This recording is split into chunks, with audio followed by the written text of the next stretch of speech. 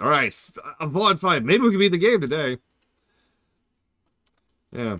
Anyways, now that I've said that, we're almost guaranteed not to. Let's get into this. So what am I doing? What am I doing?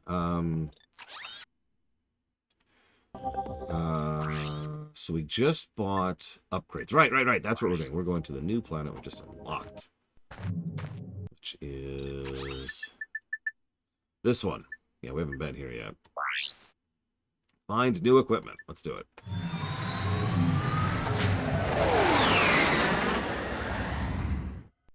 Yes, start day. I am. I was ready to move last June, and then that didn't happen. This is starting to become annoying. I'm not sure why I bother with you incompetent idiots. All right, I'll try this one more time. You are my most elite troops. I'm sending you down to the planet's surface to destroy those troublemakers. Now go! Oh, and if you have to destroy Gadgetron to get rid of them, so be it. Have we done anything to like interfere with his plans at all? Like anything? No, that doesn't surprise me though. Australia actually has a really messed up political system, almost as bad as ours.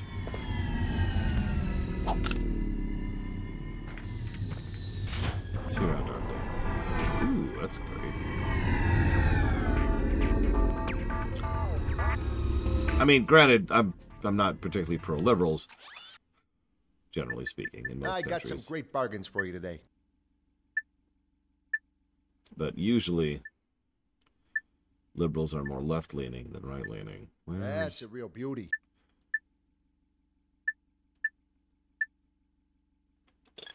Oh, I hate that shit. I worked that for a long time. Center left. Well, that is better than nothing, as the saying goes. Good tidings. Speaking of which, sorry, I meant to say that earlier, and I've just been distracted all day. I apologize. Good tidings, everyone.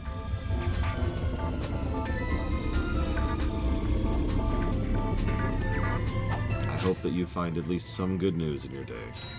You deserve it.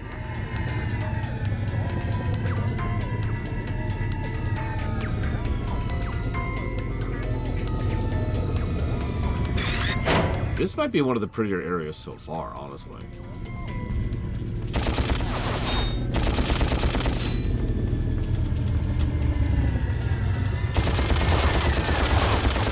Elite ninjas on jetpacks with guns.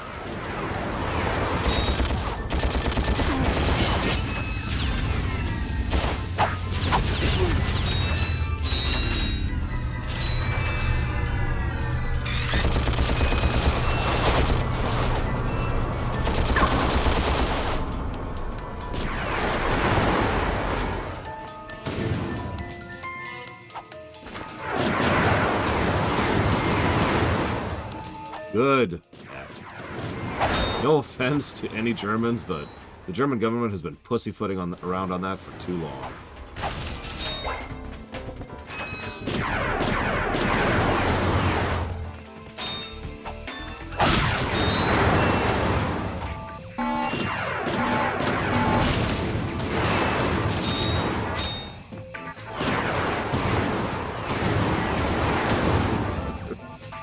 At least until the end of their life, Braylon. Which hopefully won't be very long.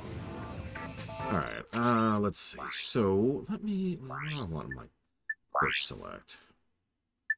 What don't I have in my quick select? So I don't appear to have the Visibomb. Let's put that down here. What is that? That's the Devastator. Yeah, that's pretty much my thoughts for Luke Doom.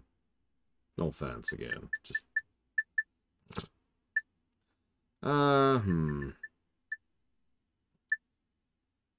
Actually, you know what? Let's just put that there.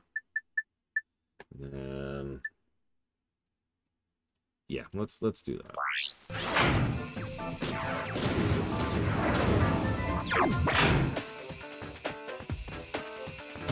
Okay, so we have two paths.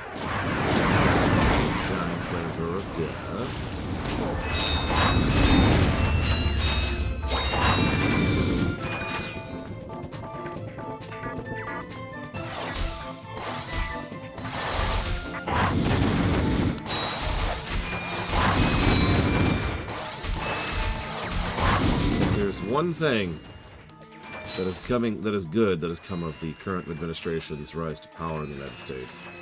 It's the fact that it seems to be having a bit of an effect on every other country in a positive way.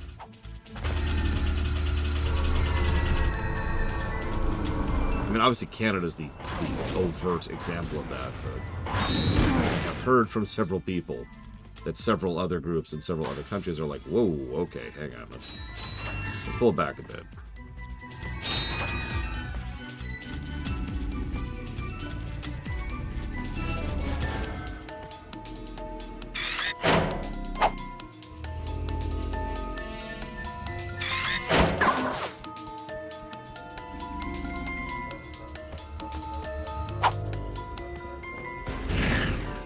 Oh, it's timed. Okay, that's not actually something I was ready for. Like I said, Lunar Earth, it's not great, but like it's better than it could be. Look, you have to take whatever positivity you can, okay?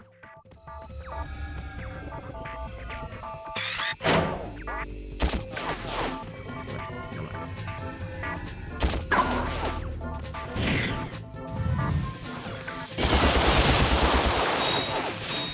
Oh my god, where did you come from? Ah!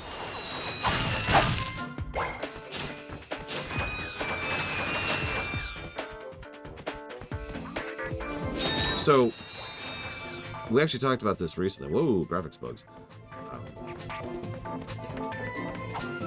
It's actually kind of a complex thing, but the summary is, it isn't really what you'd call polemic anymore to discuss certain things. It's just how it is. And it's sort of impossible to avoid in my real life. So I more or less can't talk about certain things without immediately talking about politics, you know?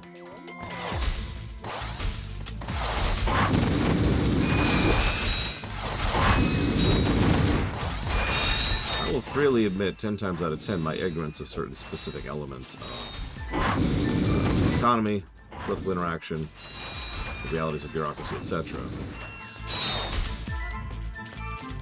But on other things?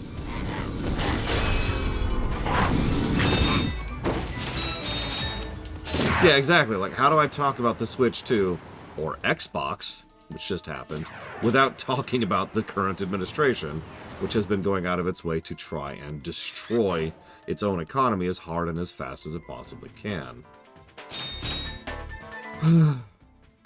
What would be nice is if all those insider trading accusations, which are currently going through the legal process, by the way, actually get somewhere and people end up losing the millions of dollars they're making on buying, on doing insider trading. Because that's what it is.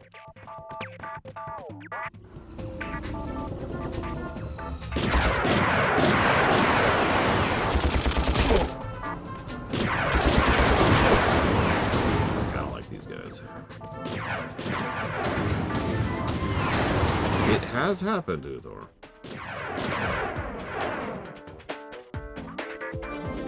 And ironically, the rich assholes being rich assholes bothers me less than this crap like what RFK is doing, but, you know, that's whatever.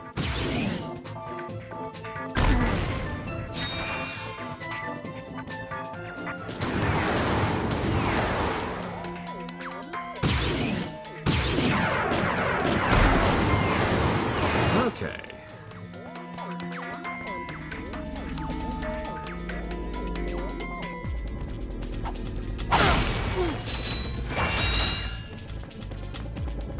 Actually, yeah, Chill Pangolin.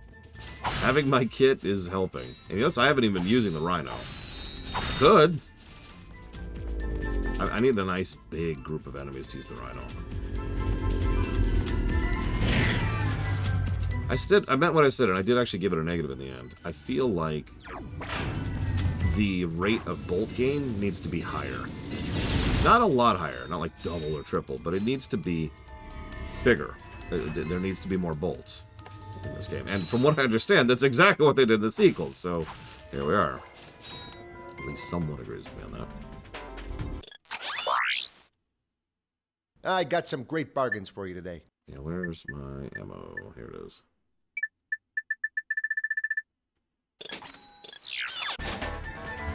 Now, I'll tell you, you want to hear the big problem in politics? I'm actually being sincere for a second. No controversial statements, no bashing one party or the other. You want to hear the real problem of politics? Real politics that enact good, long-term change for lots of people to improve their everyday livelihood are boring as hell. They don't happen immediately. They happen over years or decades. And they're the kind of things that slowly improve the system, the infrastructure, etc. And it's boring. Nobody cares. And so nobody champions that stuff because none of the voters actually care about those issues. Some of the voters aren't even aware of those issues. And so instead, everyone else just kind of goes and pushes the hot button topics or attacks the opposite party or whatever. In other words, doesn't actually do their frickin' jobs. And yeah, actually, I will admit I am as guilty of this as the next person, but to use a specific example, Biden actually did a fairly decent amount of infrastructure improvements in the States during his tenure, and he improved a lot of things that had been broken by the previous president's administration, that we have seen legitimate and tangible improvement of over his career. And nobody gives a crap. And to be clear, I also, at least in part, blame news media for part of this nonsense. Because they like big, flashy stuff to get people to watch their things and buy their stuff. Yeah, Biden has issues, let's be very clear. I'm not saying he's the perfect president, but wow. I agree with that, actually, Hazardous. Okay, so I need to switch to this. There we go. Onto the rail. We're on the rails, everyone.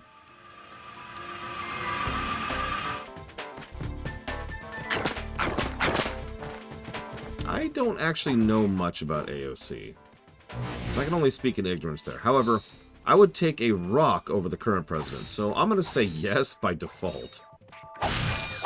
Also, and I'm going to be really blunt about this, the fact that so many people vote against female presidential candidates because of the fact that they're female is an issue that needs to go to hell.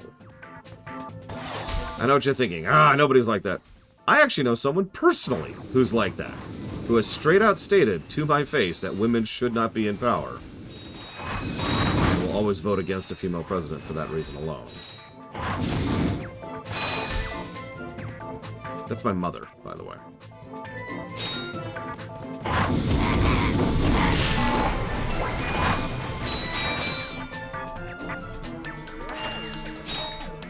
That is a lot. You know what? You know what? I feel like this is a good time for it. Let's do it.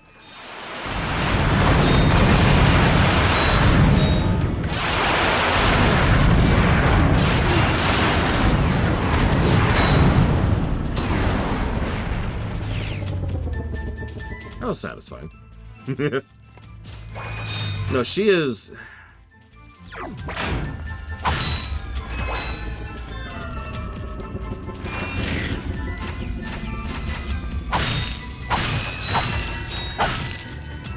I don't have a way to summarize.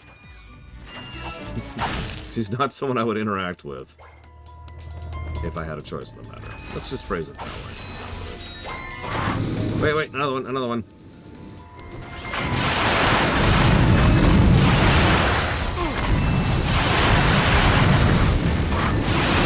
I actually kind of like how the enemies here are using each of our guns. Because this is like the Gadgetron planet, right? So of course they're using all the Gadgetrons.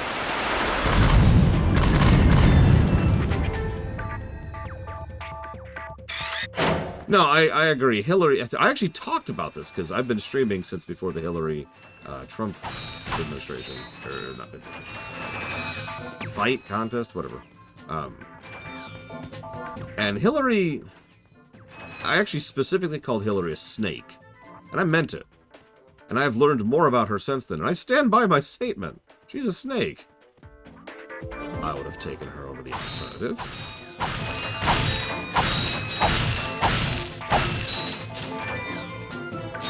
But yeah, exactly. Hillary is a bad candidate because she's Hillary. Not because of the fact that she has lady parts. Excuse me, sir. I was wondering if you were concerned about the, invasion? Son, hard offenses are the best money can buy. Don't give it another thought. You ever been on a hoverboard? Yeah, once or twice. I am in search of a hip young star to represent my newest line of boards. Someone the kids can look up to. And I am your man. If you can beat my test bots in a race, that job is yours. So this is why I gave the plot negative earlier. Oh, I had issues with Kamala as well, but she's better than Hillary, first of all. And she would have been much better than Trump. So I gave the plot a negative. What are we doing?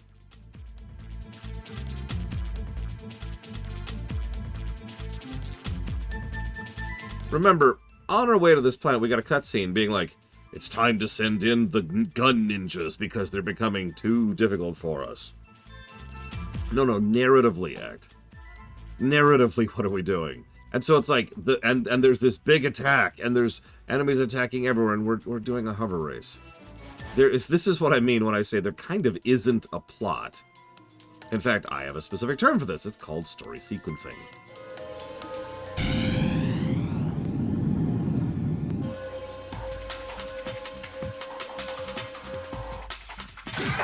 Oh, don't even get me started about the Democratic Party. Bunch of limp-dicked idiots. Wouldn't know how to run a campaign or an office if it walked up and smacked them in the face.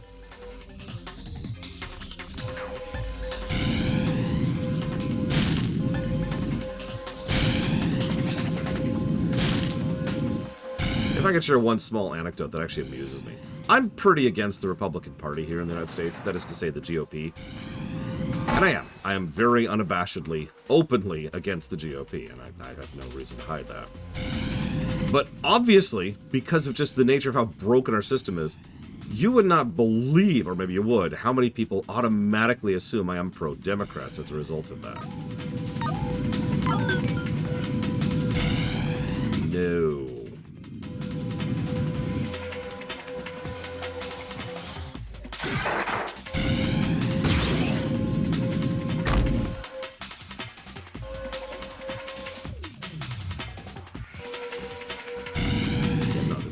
I'm with Hazardous. I think it was Hazardous. I don't know who said it. No, it was Yura. Sorry. I saw yellow. Yeah. The Democrats are addicted to losing. It's just, I just need to lose one more election. Come on, guys. I'm good for it. I'm good for it. Please. Please. You're running against Trump. Yeah, but just think about it. Oh, man, it would be great. It would be the greatest loss ever. You could actually win. No! No, let me just... Oh, God. Just one more. Just one more loss, please. I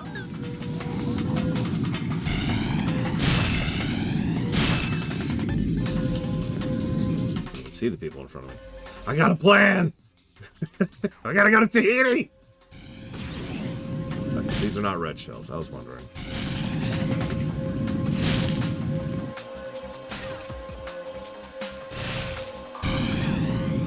Yeah, get it? The left! Left!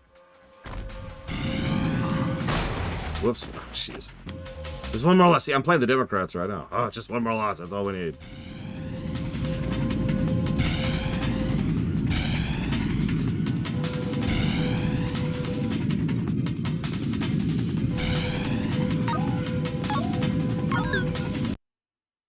Okay, so it's... I know where I'm going.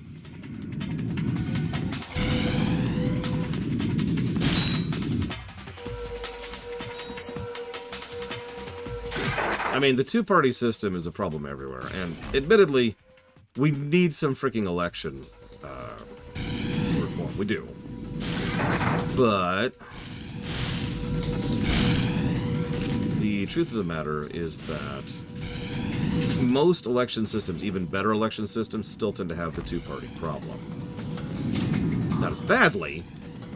That's where coalition governments come into existence. But what we have right now is unacceptably bad. We're not the only country that has this. Canada. Love you, Canada, but Jesus, fix it.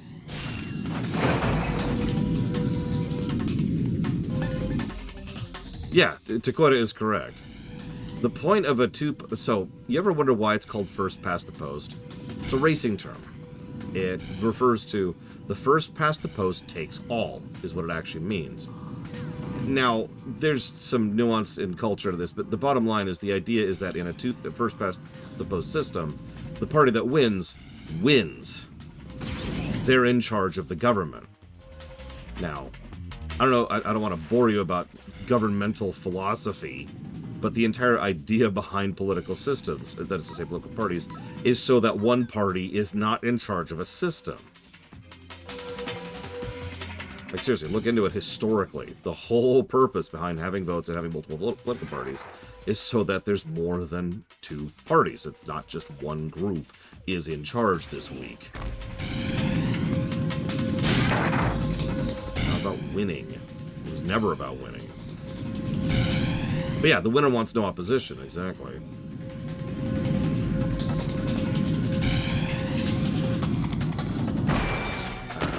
Uh-huh. Okay, that just... Ah! Okay. That's... I think I just lost the race with that interesting respawn location. Hang on one second, Larry. I'm kind of busy losing a race here. Oh, it's an official act. Oh, okay, we're cool, we're cool. Second place. Thank you, Valerian, for the two-party system. I was going to say, first past the post, I believe, was pretty much the default election system back in whatever year that was. Don't quote me on that. Don't quote me on that. I'm not actually sure if we started with that or not.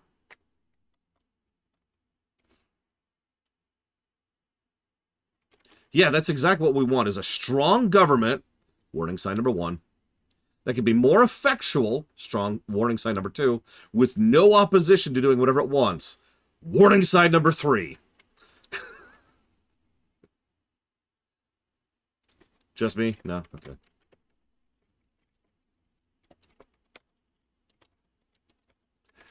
Alright, put it up here. So we managed second. See if we can do slightly better than that.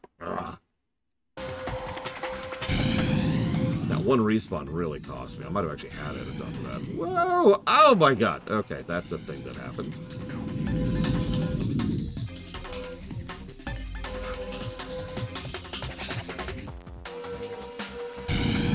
I mean, it's kind of funny. Let me put this into terms, because it's so easy to understand why people think they want that, is how I'm going to phrase that. You ever play Civilization? Any of the Civilization games? They're all good for this.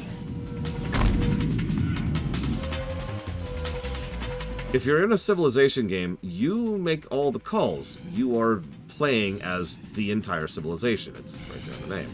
So you don't have to do anything else. It's just if you want to build something, you do it. If you want to make peace with someone, you do it. If you want to go to war with someone, you do it. You just do it. You're the player playing the side. It is functionally a board game, which makes sense because it was literally based on one. Cool. That's the appeal.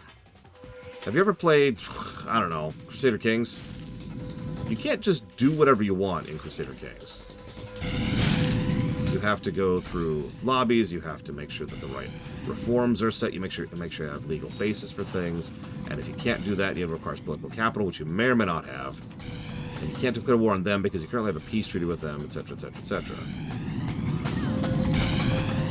You have to break in your vassals, who may or may not die at any point in time, and replace them with their upstart kid. That's a little bit more like what running a government is actually like, but people want the idea of just having one person in charge, because that way they can get stuff done. It's an easy-to-understand concept.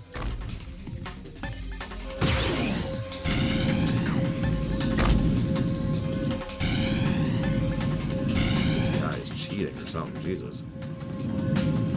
I mean, he probably literally is. It's an AI in a racing game and a PS2 game.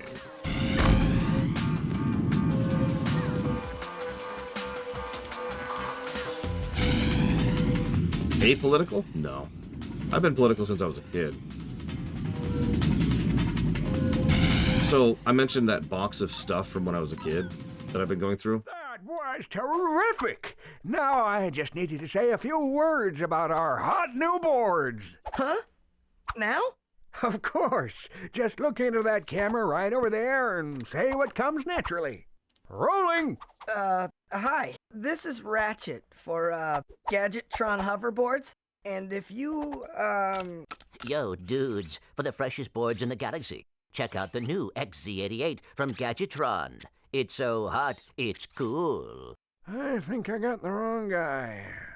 That was something. Hey, I was thinking, do I get a discount on gadgets now? You have to be with the company for 2 years before the employee discount kicks in.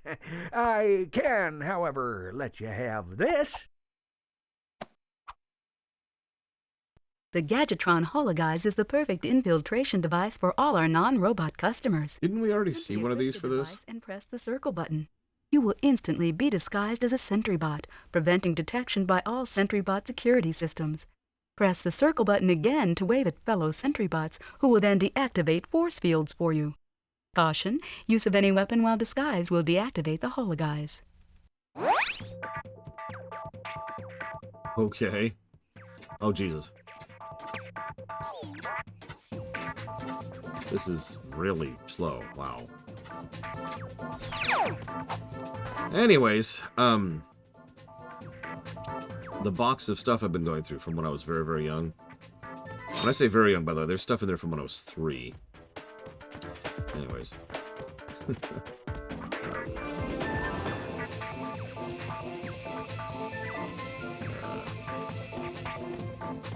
Oh, there it is. There it is. Okay. The words. I found an actual essay I wrote. This would have been when I was about 6. About the nature of how Congress operates and how I thought, 6-year-old me thought it should operate.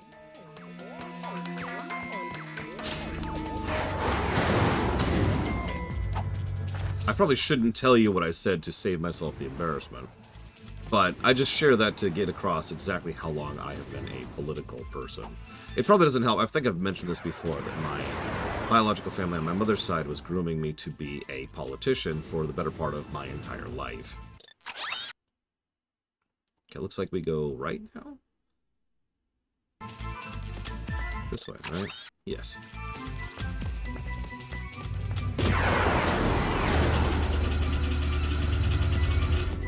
No. I said that the idea of parties was dumb because too many people disagree on too many things. So people should only make, I think I called them partnerships, specifically when on a specific issue, rather than on an entire political spectrum.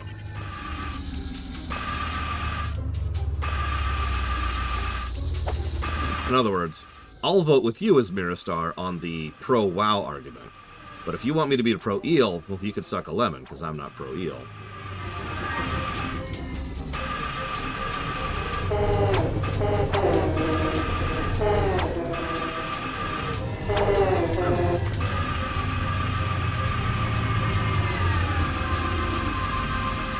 I have no idea, Zara. I mean, it's probably just because my family, again, mother's side, has been very politically connected for, like, all of their existence, I want to say. Yeah, but it's a childish way of looking at it, Chill Penguin, because it just doesn't work that way. Let's look at reality for a second. Let's assume Miristar and I are both senators, and neither of us are evil. I know that's a hard ask. Just bear with me. Got it. That's a death field. Yeah, exactly, Valerian. Because it just doesn't work. If, let's say, we go ahead and decide to unite on a specific issue. Cool. But then, like, later on another thing comes up. And we're not really in agreement on it, but I really want her support in this other thing. So we go ahead and agree to vote together on that one, too. And then later on, someone notices that we're voting together. Valerian notices we're voting together. It's like, oh, I'm going to get in on that. Because you two are controlling a bit of a block. And then someone else says, if we control enough of the votes by ourselves, we could push in things we actually want.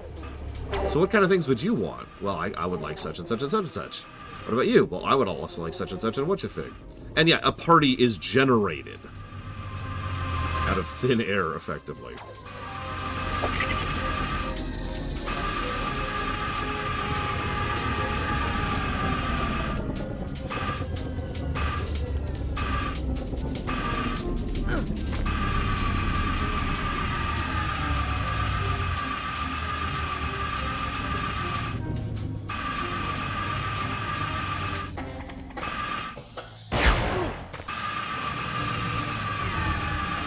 What are these? Can I shoot? No, but I can swing.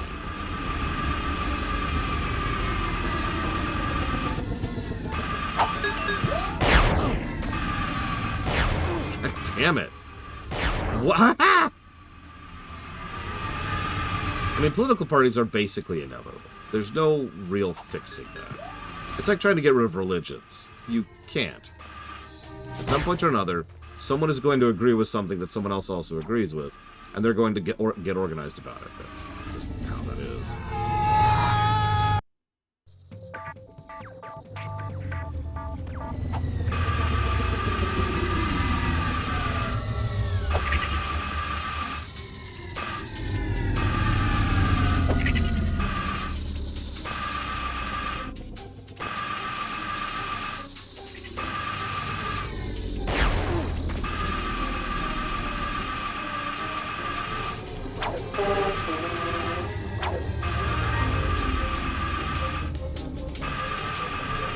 I mean, I could be misremembering, but I'm pretty sure until FDR, there wasn't even a rule against multiple presidencies. It was just don't run more than one, or don't run more than twice, and that was it. This is in response to what Valerian just said. A whole lot of the U.S. system has been running on the honor system for a weirdly long time. Still, actually. God damn it.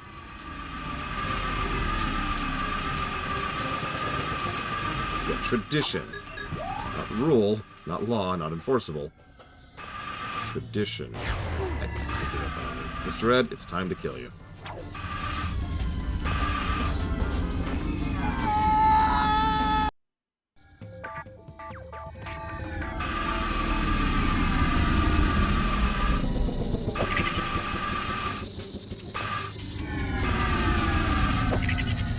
Don't worry, I'll paint the blood back into you.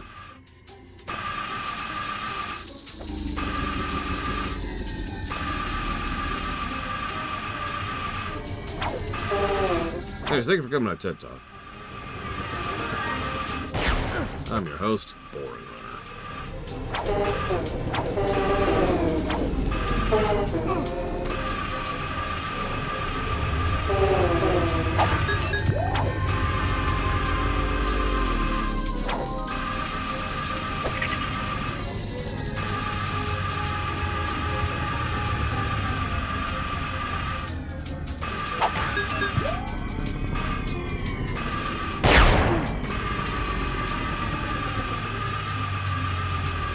So, in answer to X's question, I'm liking it less the more I have to do it. Especially since I'm apparently physically incapable of jumping over those bombs.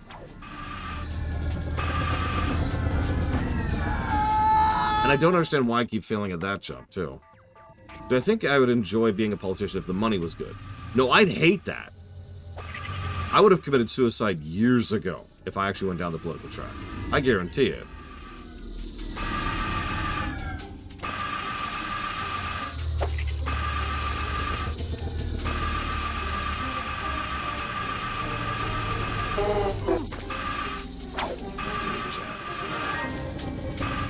I cannot glide jump. I can't do anything other than swing and basic jump.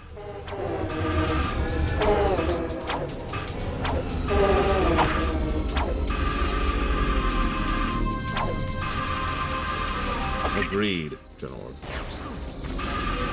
One of the things I mentioned when it comes to election reform isn't just getting off the current first-past-the-post system, but we have so much information and technology now to inform voters, even when you're voting, when you're actually there at the booth making your selection.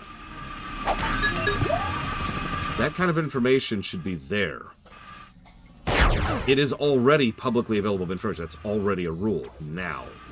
We can see what people vote on, see how they vote, and in what direction, on which issues, how long they've been in what offices. Stuff like that.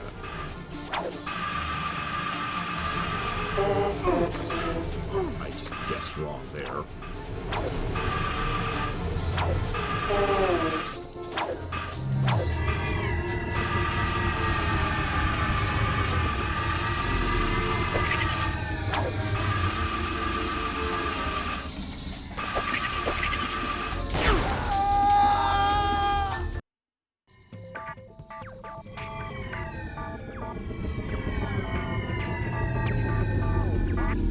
See, the problem, Hazardous, is you have to understand, if you've reached the point of committing suicide, you don't really care about what happens after. We're done. We're good. Let's go. I'm gonna try something different this time around.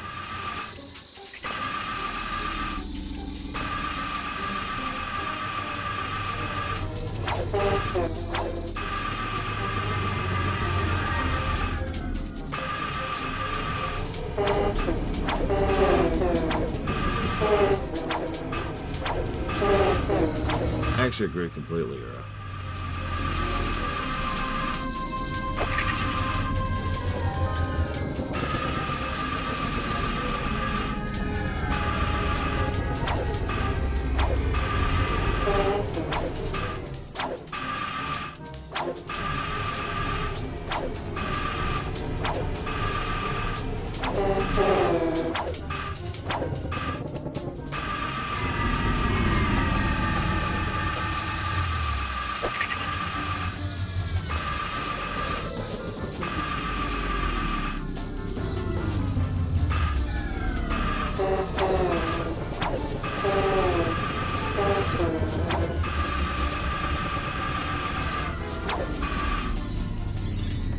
Hey, we finally get to meet the help desk girl. I hope she's cute. What should that matter? Clank. Oh, man. Come here often? Actually, I work here, so I come here all the time. Oh, yeah. I've been following your progress. Here, shh, take this. It's a map-o-matic. It will be very helpful. I'll see you later. Bye, sweetie. I think she likes me. The Gadgetron Map-O-Matic can be used to find secret areas. Just go to your map screen and all secret areas will be highlighted on the map. Hey, look. Secret areas. Woo. There's also one right here. Yeah, I figured that.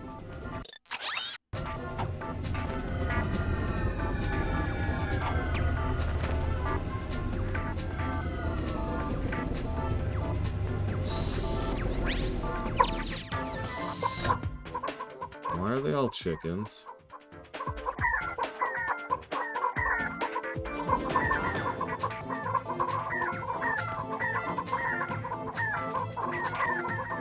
No, you know what I would do? Hang myself in the Senate room with a sign over my chest that says evil must be opposed.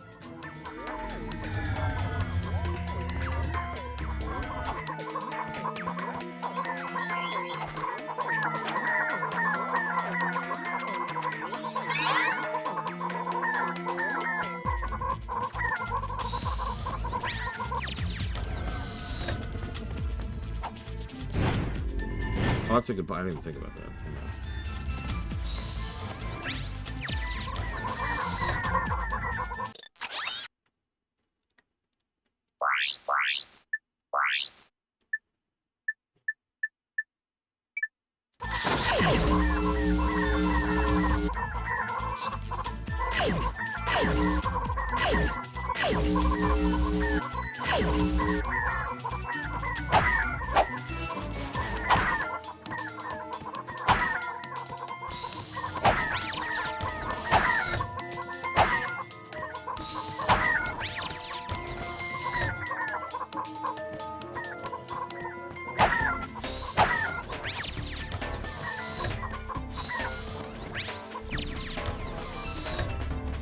Look, I was hungry, okay? I had to kill those chickens. I had to. They were looking at me all succulent like. It's their fault that I killed them and ate them. I didn't do anything wrong. I was just wanting dinner. For breakfast in this case. I'll have to live with myself for the rest of my days with that delicious Kentucky Fried Chicken. With buffalo, no, not buffalo. Let's go with sweet and sour sauce on the side. And nice plate of pilaf. Oh, sorry.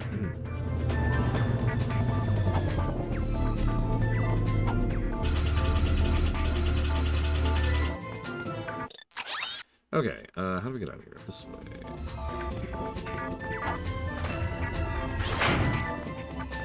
Yeah, as the saying goes, I could eat, Why did you horribly murder this person? It's hungry.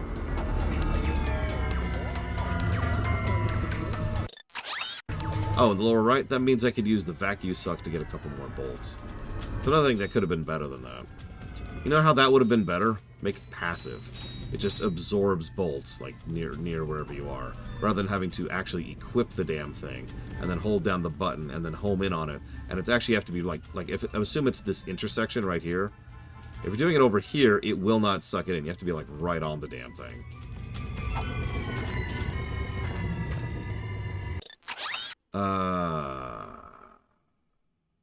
Where the hell am I going? Robot plant? Robot plant. Yes, yes, yes. Of course that's what it's like in the future. How many... We're up to like 10 complaints I've made about this game that are apparently fixed in future games. It's good to know that I know at least something of what I'm talking about. Just a small, minuscule amount of understanding of game design.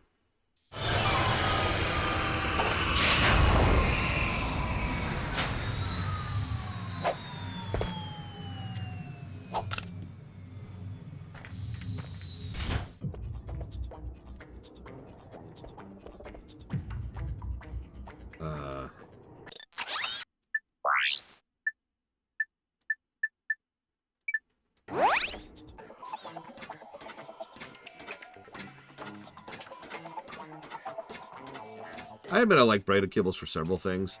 Mostly stuff I bend all the time, like this. You know, this is a braided cable. But it also, separate from that, is also a heavy-duty cable. Maybe I got it. Yes, how do you do, fellow robot? I, too, am a robot. Beep, boop. Destroy. Destroy. Hey! Hey! I'm walking here. I'm walking here. I feel like it's the wrong way. Where do I want to go? Yeah, it was like over there or something.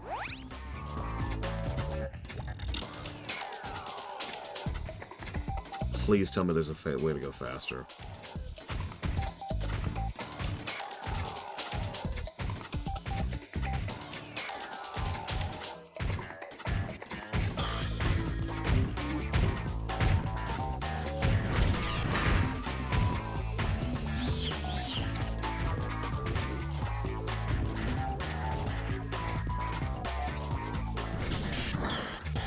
Die, monster!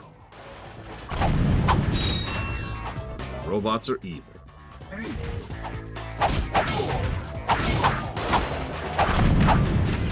deserve to die.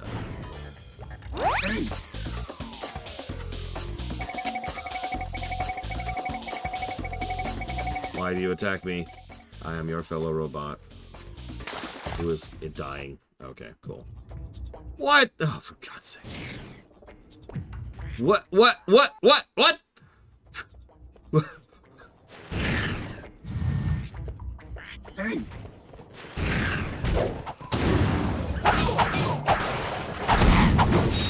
Okay, that ow sounded a lot like a Mega Man 8 clip. Time to use the hologuise. While wearing the hologuise, press the circle button to wave to the sentry bot, and he will deactivate the force fields. Oh yeah, love me that slam. For what it's worth, I hope you're doing as well as you can, Mr. Red. Do not be alarmed. I am a robot. Oh my god, you have sussed me out. Your robot powers of detection are incredible.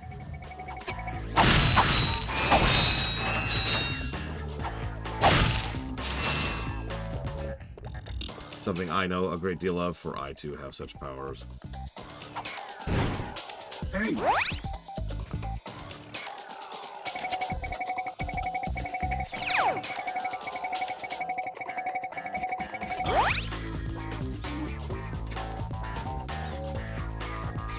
Damn it, Hesvira Star. You have found me out. My machinations lay undetected for years. Hello, fellow robot. I, too, am a robot. We don't count FF12? Oh, jeez.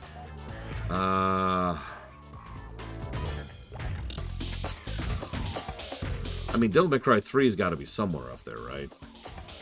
I don't know, what are some of the last PS2 games that came out?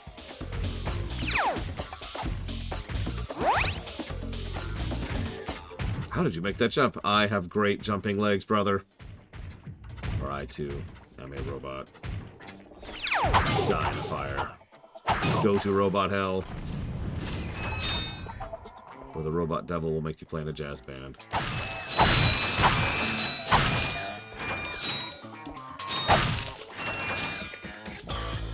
Did you not know that, Hazardous? Yeah, no, she does a good job. Yeah, Sands of Time was on PS2. I don't know what other... I thought there was like another one, like the second one, Warrior of whatever, was on PS2. Don't quote me on this. I've never played the games.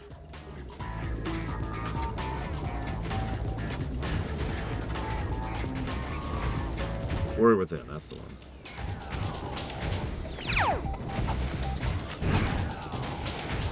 Hey! No, no, listen, no, come on! Come on! Come on!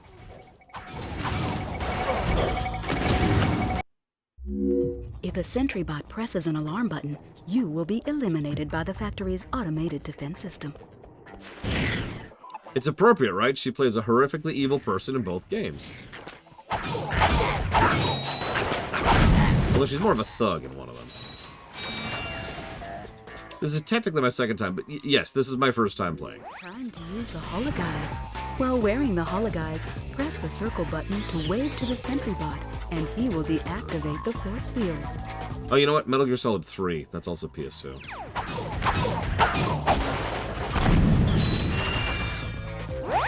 Actually, San Andreas, while we're on the subject. Although I guess that's not exactly known for its graphics, but still. No! No! God damn it!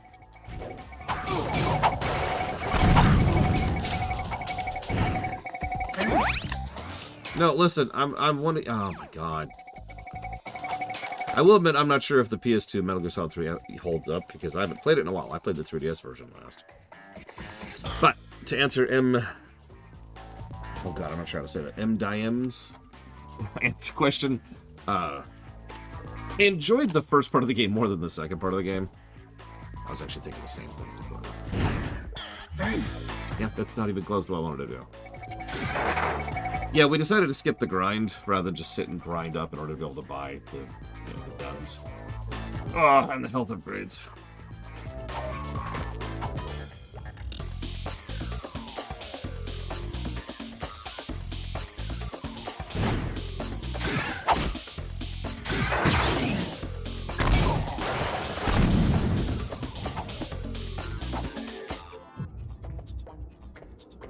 I admit I'm not one of those people who thinks FF10 looks particularly good. Even back in the day. Now. Whoops. Alright,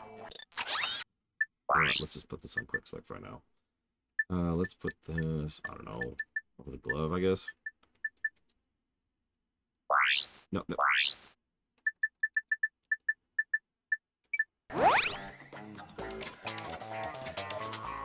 FF10 did have a good menu, but like the game...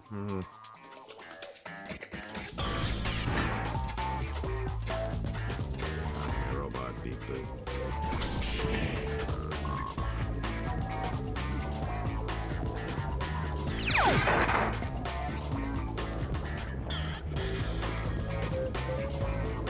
This would be a great time for strafing. Hang on, I know I can strafe. Wait, can I strafe?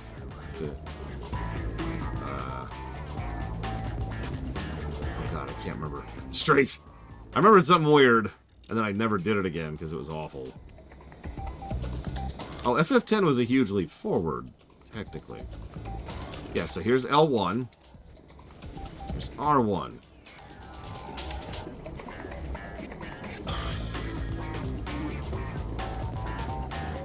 I remember it's a really strange button combination.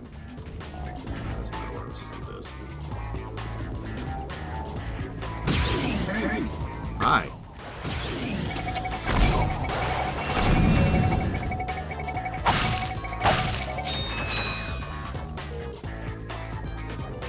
Whatever makes the day more pleasant for you, Earth, I'm happy with it. I would still destroy that game without hesitation if given the genie power to do so. But since I do not, I hope you derive actual enjoyment from it. I would have to actually think about 3D games in this era that I think have held up pretty well.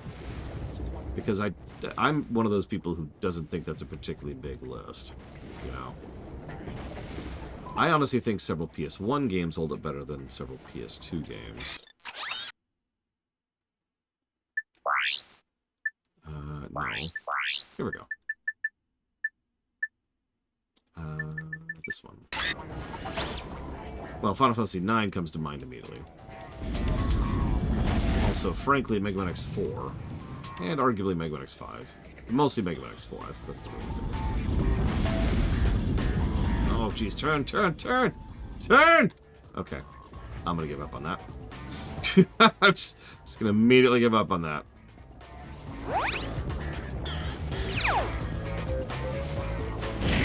To be clear, I'm referring to all the games of that era, so like PS2, GameCube, and the early PC, or the mid-aughts PC stuff.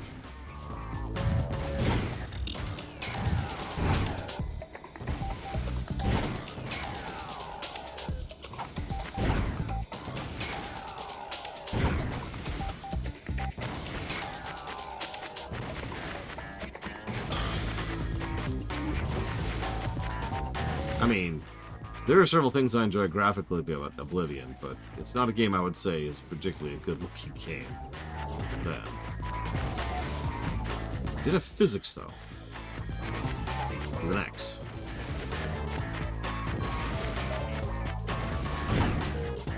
You're tempting me to the dark side here.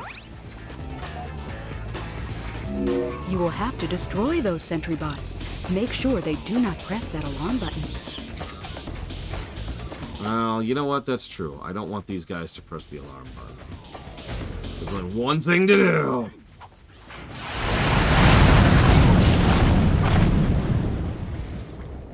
I'm actually kind of glad I hit the button. Because I literally hit the wrong input there. Whoops.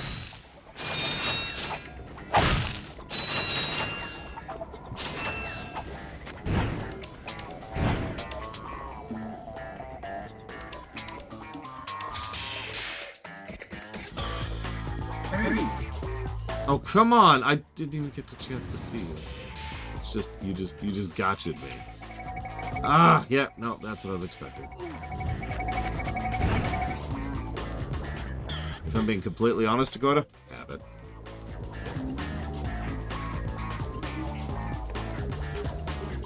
I mean, I think Warcraft 3 looks good to this day, so what the hell do I know? It's going to start. Half-Life 2 was in that era as well.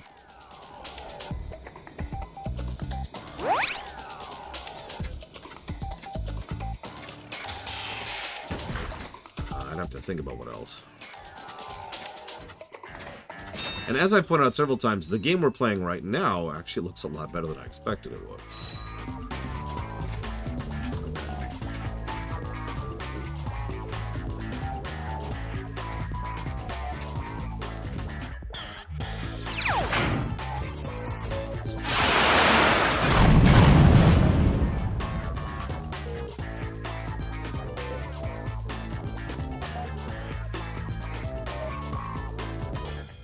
Anyways.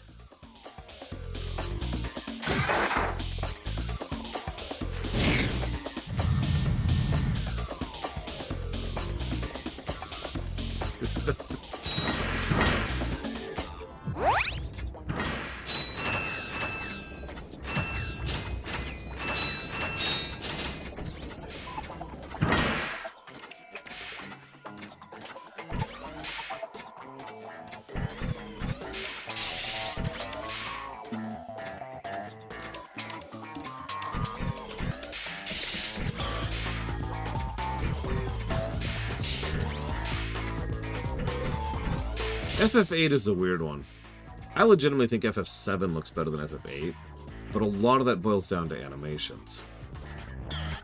FF8 is FF7 with better textures under the hood.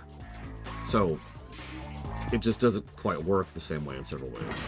Like when you see people emote and walk around, you can tell just how rough it is, you know. The terrain looks a lot better in several cases. Because most FF7 stuff was very, very low-res paintings. Have fun, Yura. Hello, fellow robot. How are you? Now die in a fire! Die in robot hell!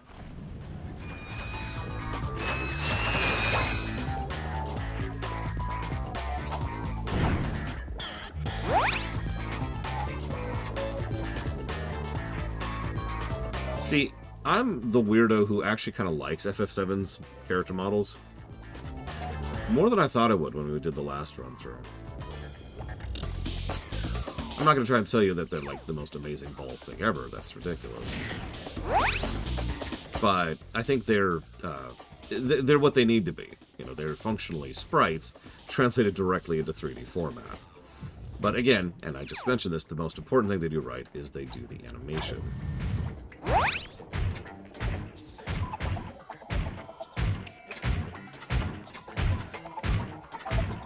Honestly, pretty much every scene in FF7, the original, is a scene I can understand based purely on the animation.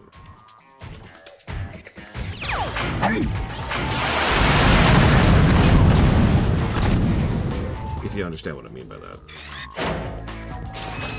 And by contrast, in several scenes in FF8, unless you really know what you're doing, or you have played it in a more modern, high definition version, you're looking at the scene like, what? Like, there are scenes that it took me years to understand what was happening in FF8 because of just how janky and weird the animations are. Hi, Rax.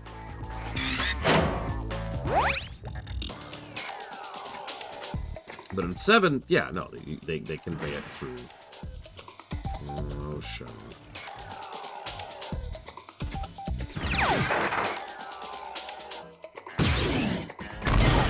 Hey.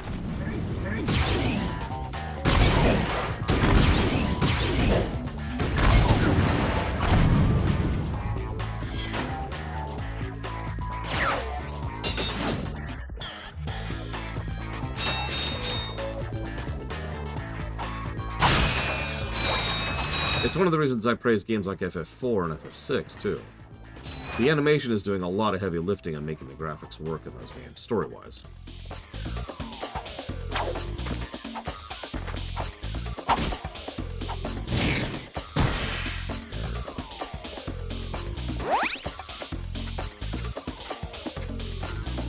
Morning, Paranoid.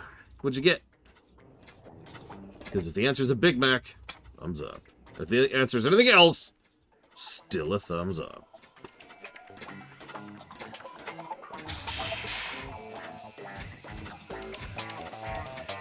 One of the things I hope to talk about when it comes to FF4 in the review is just how crazy it is what they were able to manage with extremely basic sprite sheet. Like, they have facing each direction, lowering their head, raising their hand, and walking. That's it. That's your sprite sheet. Make a cutscene with that.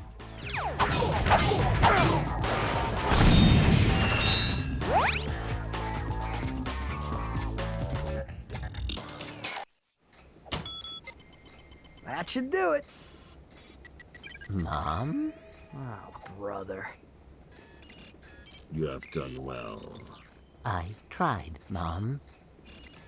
There is still more to do. I know.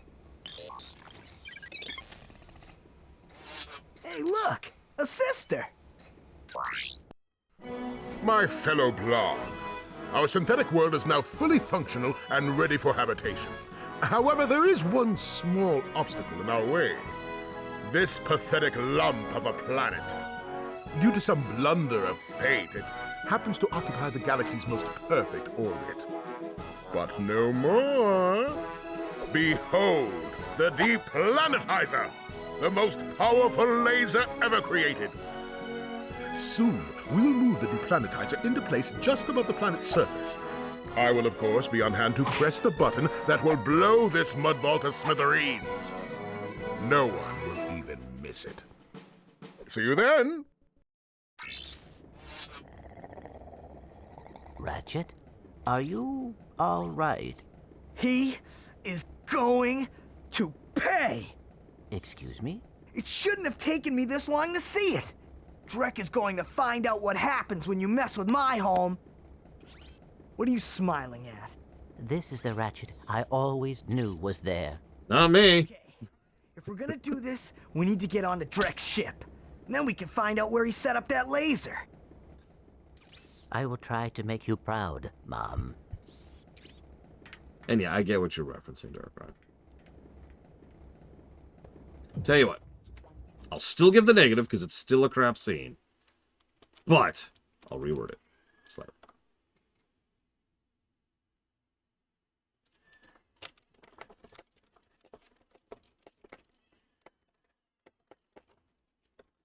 I think we have 3 planets left? I don't know. I've lost track at this point. 2 planets left. Okay, 2 planets. Yeah, no, Drek's just a typical CEO. And that probably sounds like typical anti-capitalism stuff, and it kind of is. But you gotta be real. Any large company's CEO is about as evil as Drek. They just usually don't say the quiet part out loud.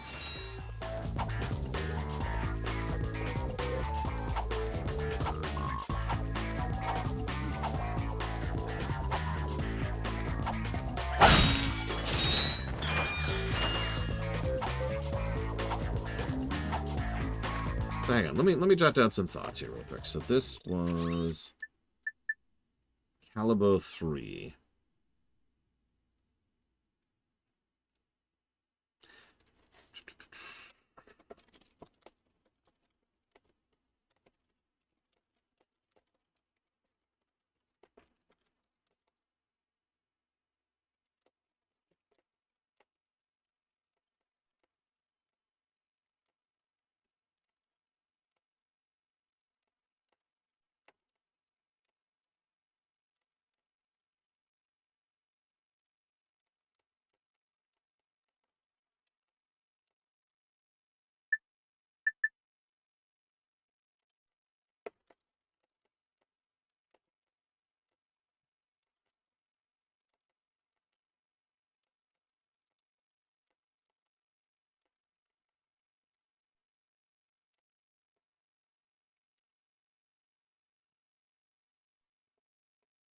Is game 3 on the PS2?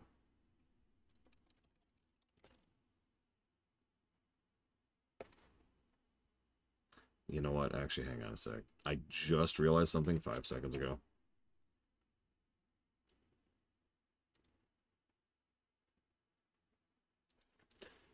So let's see. Ratchet and Clank, Ratchet and Clank. So we've got Ratchet and Clank, then Going Commando. That's 2, I think. Then Size Matters? I don't know what that is. And then Up Your Arsenal, and I already have Deadlocked. Okay, so Going Commando.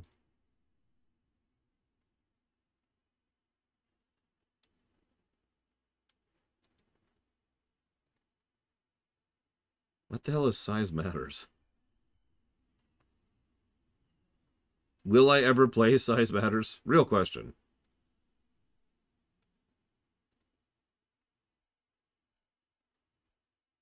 No.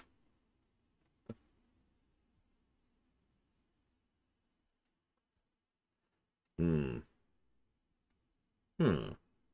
Oh, okay.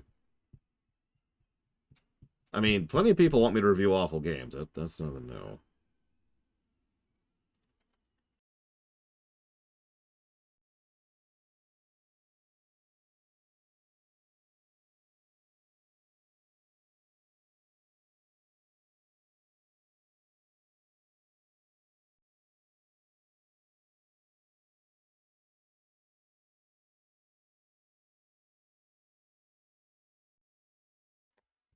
Okay. Wait, what? No, okay. Let's go.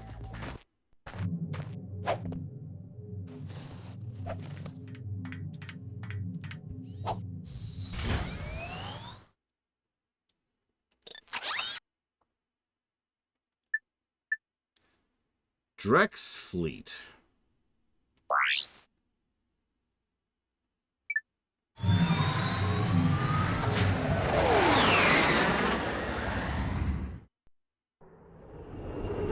I did actually, Darkrai, yeah.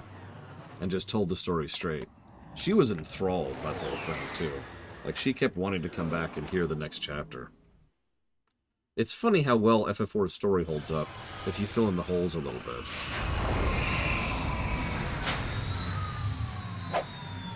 Or, put another way, FF4 could use a proper remake. Well, I'm pretty sure Deadlocked is on the list to cover someday. Almost positive. Hi there, Fuzzball.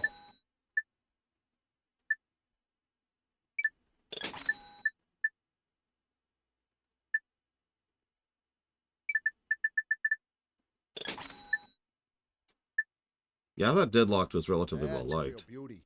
I'm not sure where it is right now, but it used to be like our second most funded Ratchet and Clank game.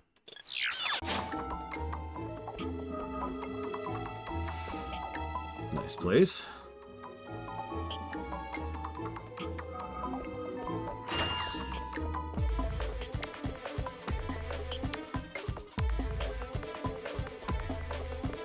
Well, I own most of these games on the PS3, but we can play the PS2 versions.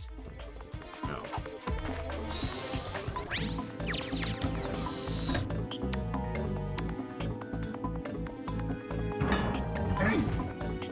What's up? No need to be alarmed, my fellow robot.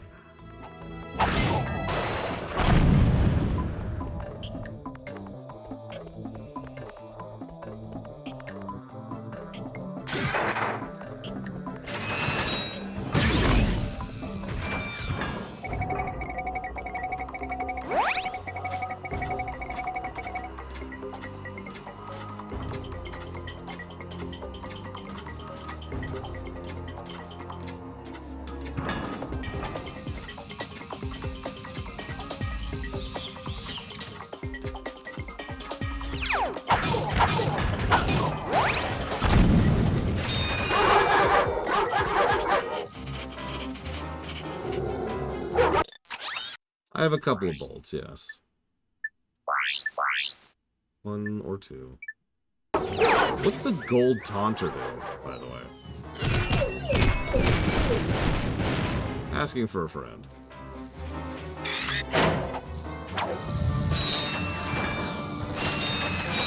Aww.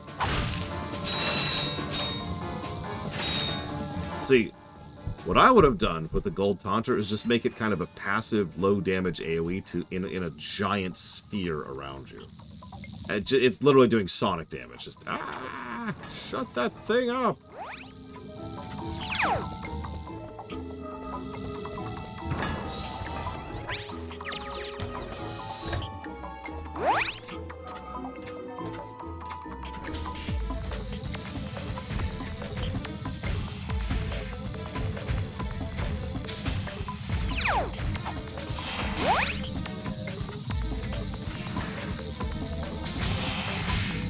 Hello, my fellow robot. How are you this day?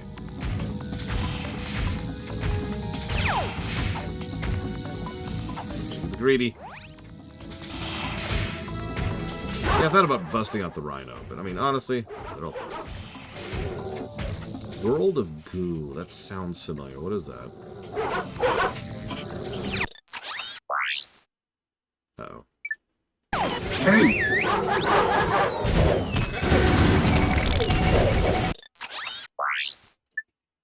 Bridge builder. I already like the sound of it.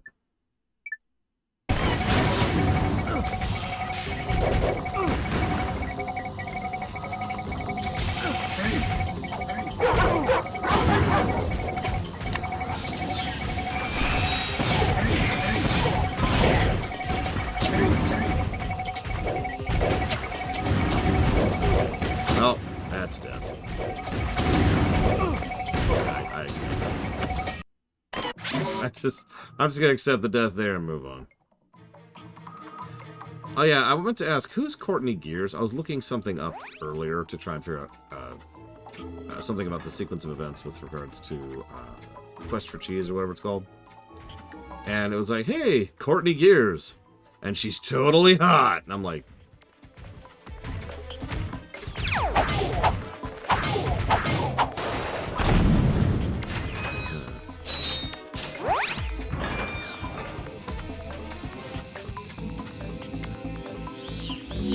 While wearing the hologuise, press the circle button to wave to the sentry bot, and he will reactivate the force fields. Okay.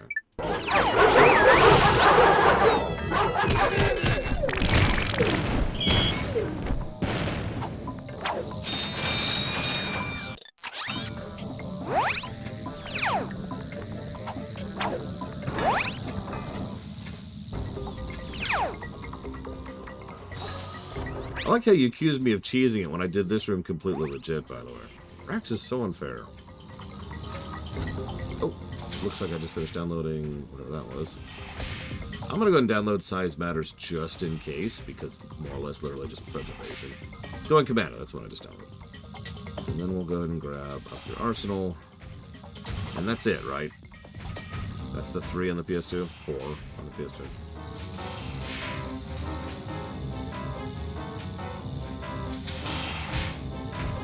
I already have deadlocked.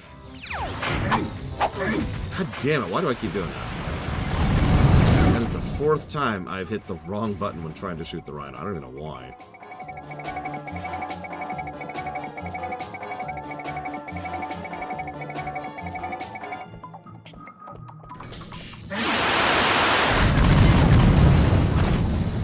Anyways.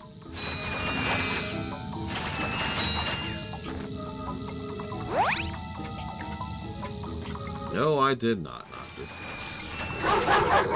No plans to do that.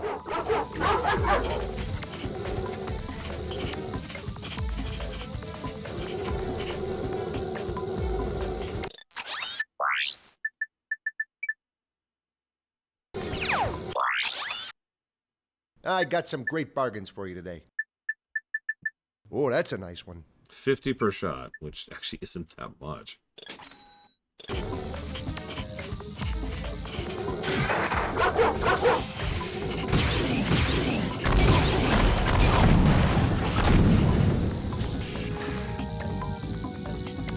One, good. Been up. They're also deadlocked. I didn't see Secret Agent Clank at all. So I'm guessing that's either not a PS2 game or not available or something. So I'm just going to go ahead and quietly veto that one, purely based on the fact that I couldn't even find it.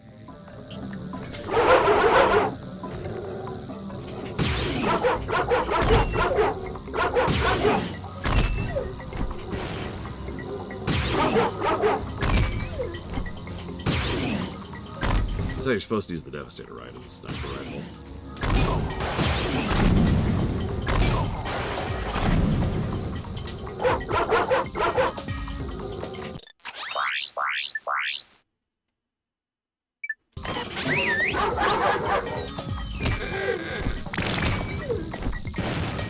Like I said, I couldn't find it. End of statement. I suppose I could check the PSP.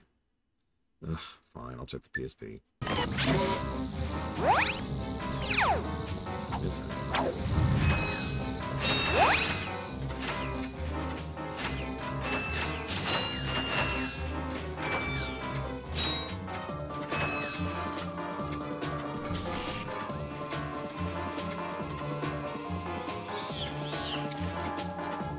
You fellow robot. In exchange for what you have done, I will grant you a quick death. Okay, so hang on. So there's Size Matters. Let's grab up your arsenal. Probably Mr. Red, but I mean, why would he retire? He's got so much of his life ahead of him. What is it, like 8, 9 games? Yeah, it is. They do not have the PS2 version, so let's check PSP.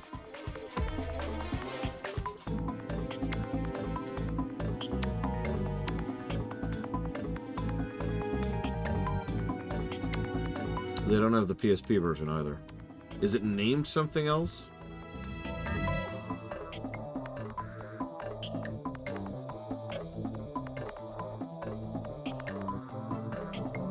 In other words, something other than Ratchet.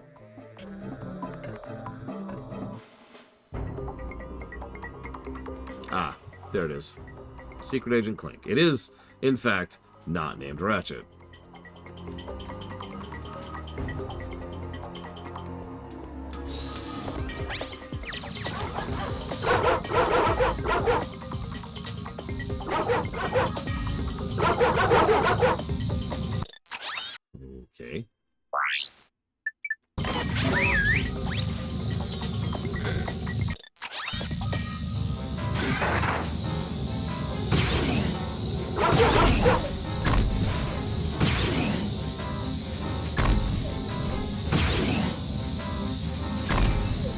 Yep, he's a regular Pepsi CEO.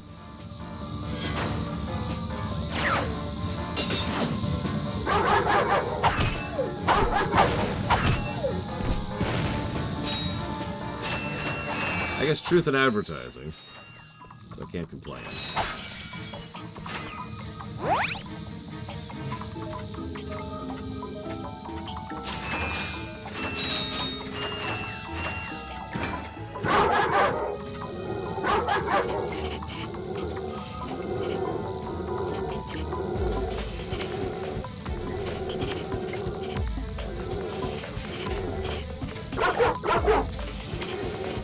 There's more to it than that, Rax, but yeah, as I say, the myth was effectively debunked, but it's an amusing anecdote people like to list. I just made the joke myself.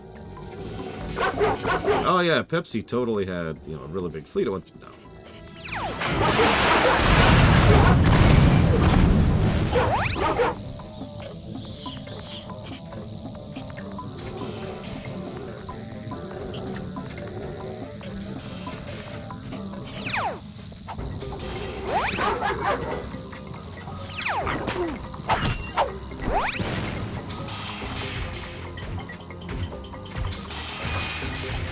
Hello, fellow robots. I did not just kill all of your friends and family. Especially the children. I had to kill the children. You don't understand.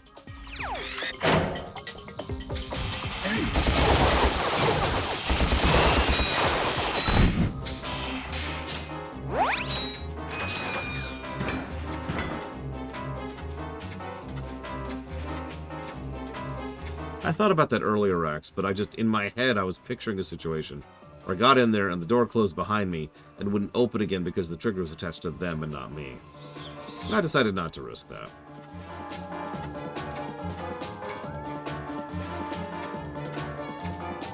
Alright, how should I kill him? I've got so many options. I must murder. You know what? This guy deserves something special.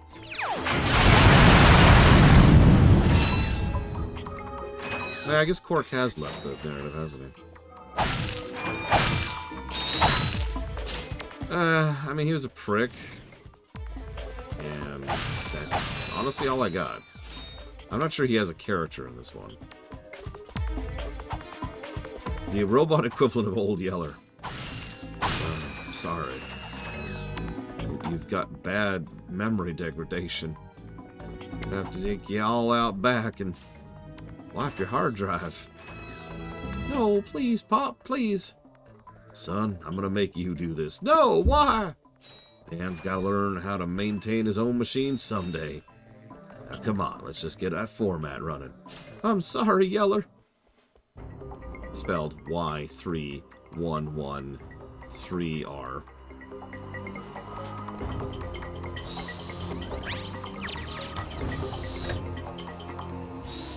No!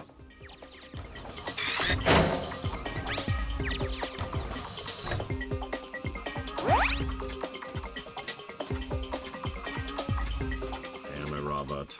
I swear. Do not be afraid. You could tell because of how perfectly I'm able to maintain my still form here. Oh, yeah, we go that way, and that's it. What's over this side?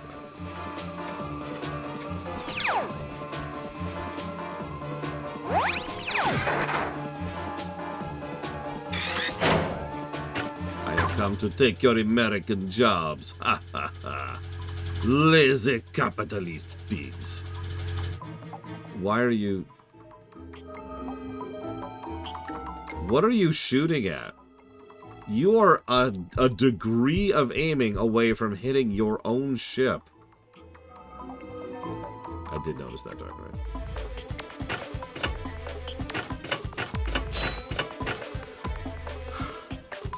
But we first of all, we weren't down here until a few seconds ago. Second of all, I'm over here, guys. Come on. All right, I can't use weapons while I'm upside down.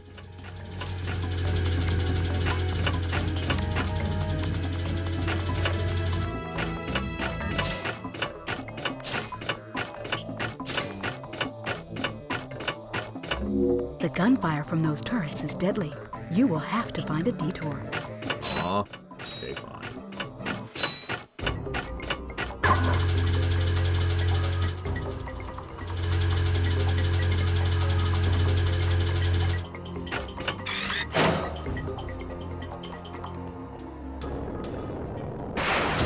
Whoops. I like how they're already at that point, and I guess the planet's fine. Like, if you look up and see a giant energy hurricane the size of North America, it's fine, right? That's not going to do anything. Everything's fine. About it.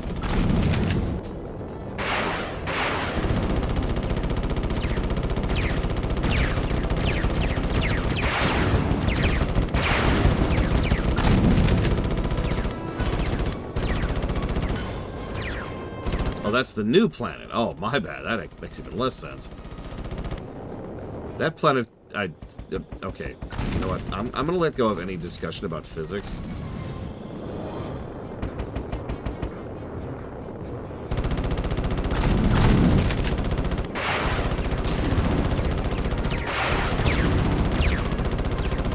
How, ridiculous are future games, out of curiosity?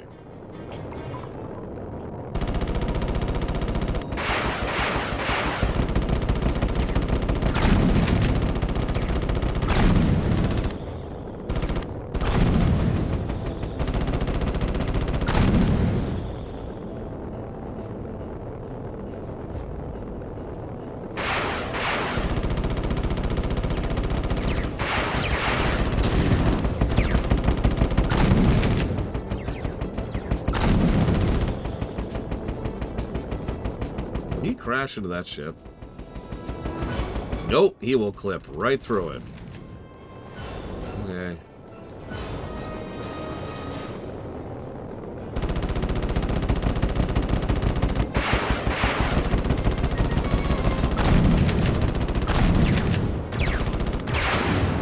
So we've got to get into the grimdark era of the PS3.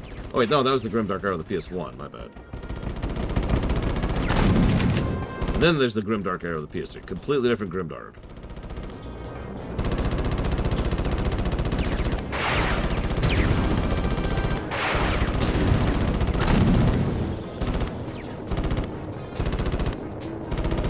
It's gotta be brown and dark, dealing with edgy death.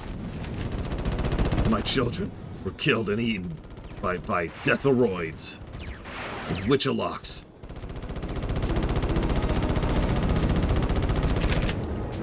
Hey, Boris Joseph. So, we're probably never doing Exterminations again. But if we do, I'll advertise it well in advance.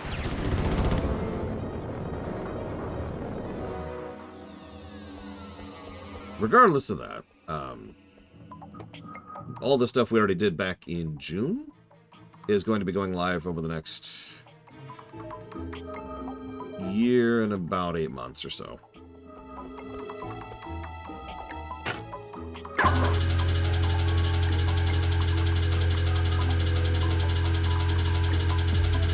So wait, hold up. So there's the planet we're towing, right? And there's the planet that they're replacing, which is for some reason a dust ball.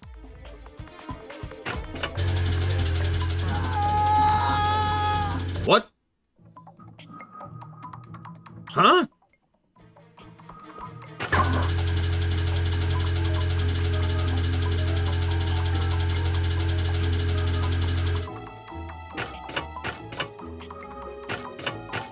Anyways, what was I saying? If this is a dust ball desert planet, why is it in the ideal position for a temperate zone in the galaxy? By the way, their words, not mine.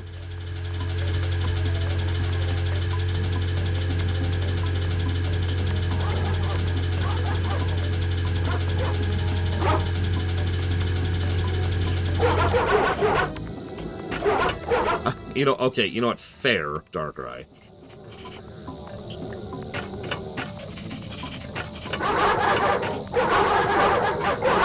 You can't argue argue against the possibility that the evil CEO is in fact evil. And lying. Like, he's evil, but he's not going to stoop to lying, right? I mean, that... Right?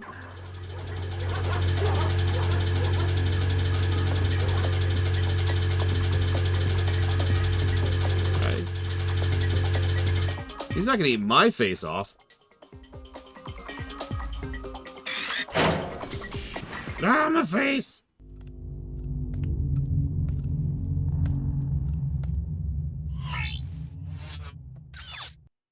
Tonight on Blind TV, the event you have all been waiting for, the total annihilation of an entire planet! Witness the power, the destruction, and the nothingness that follows. So join Ultimate Supreme Executive Chairman Drek as he pushes the button that ends one world and begins another. Then, stay tuned for the galaxy's funniest superhero bloopers featuring Captain Quark. Now we know where he is. Let's get him.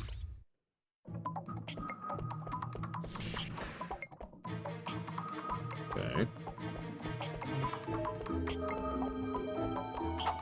Well, I think that was a triple negative level. What do you guys think? Maybe even quadruple. We'll break the system just to give more negatives to it. Yep, we might actually start interacting with the villain.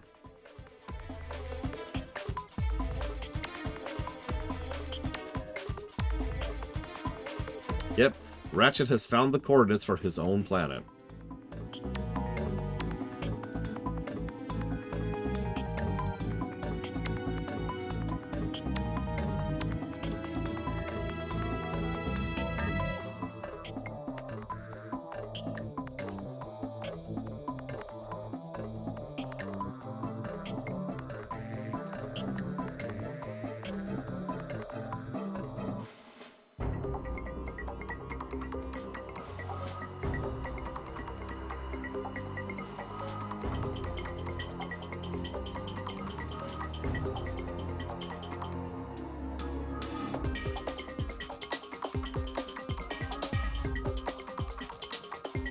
Look, I've played this game before. Planets are like the size of a cul-de-sac. We could have found them.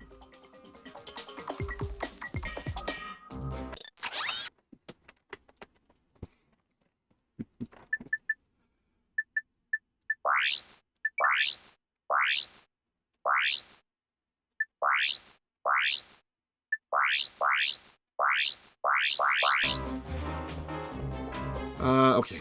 Where am I going? Oh. Straight, apparently. Take a walk.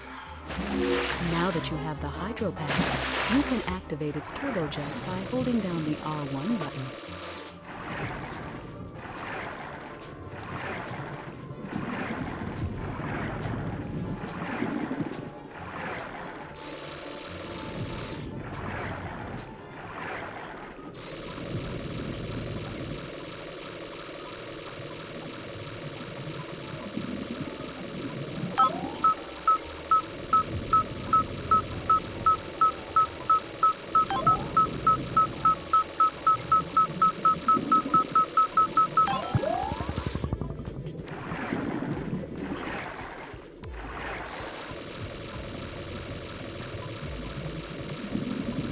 Get down here and it's Courtney Gears.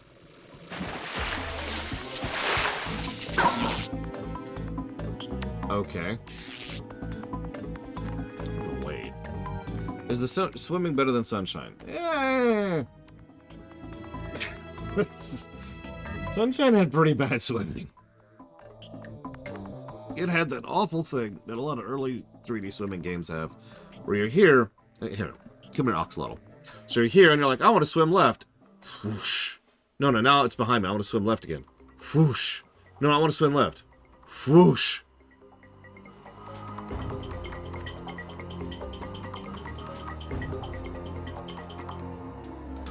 Okay.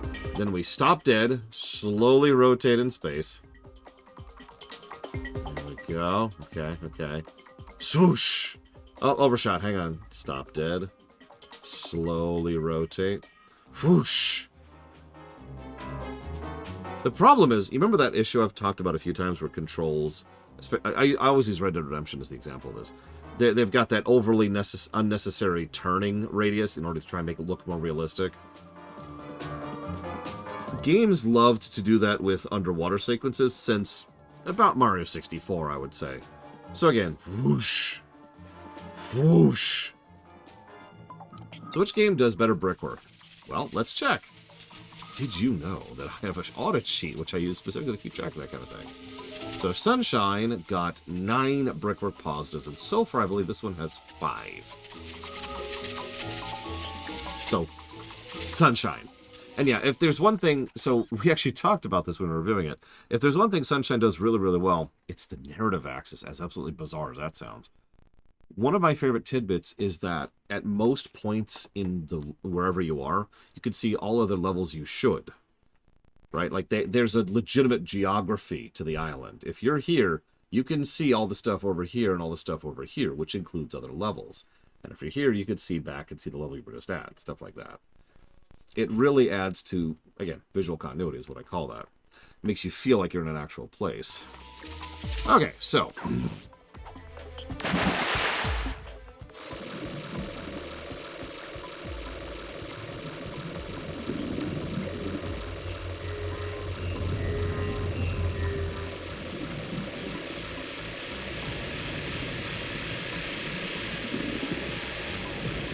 I always did mean to check out Sunburn, I've just never had time. Fool that I am.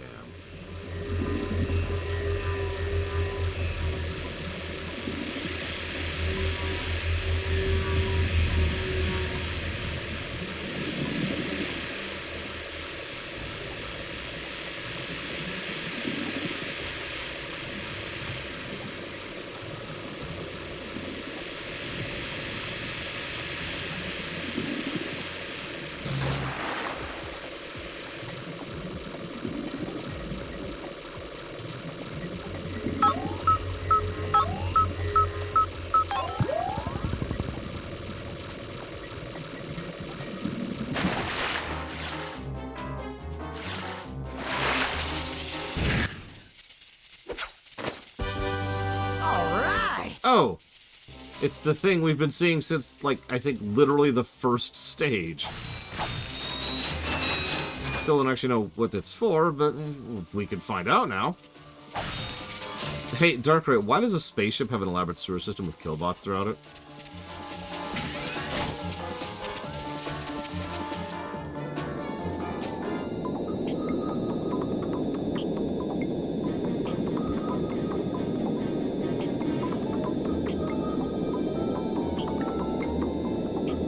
Puzzle Co. Oh my god. This would be after the Resident Evils, too. Puzzle Co. has already dug its heels, its grip, its claws into yet another franchise. Did I get Secret Agent Clank? Yes, I did. Okay.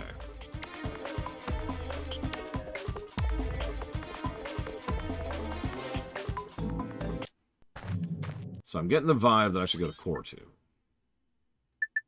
Core 2 it is.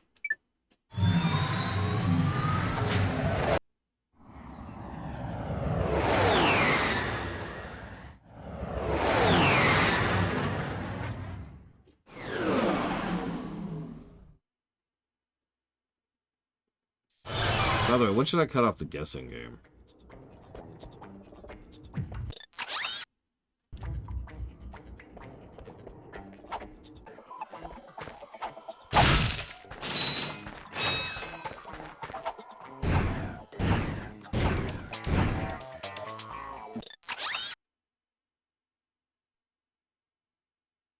In that case, get your guesses in now, because we're going to be chopping it off pretty soon.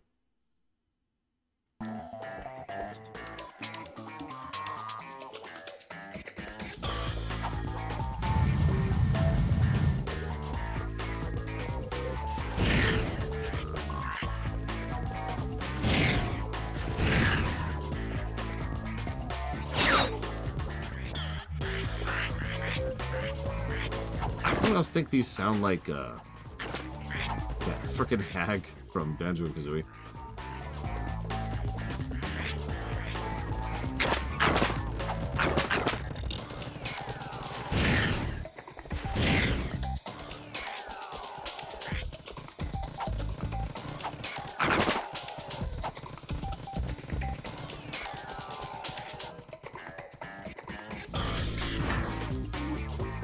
just straight up opens the door.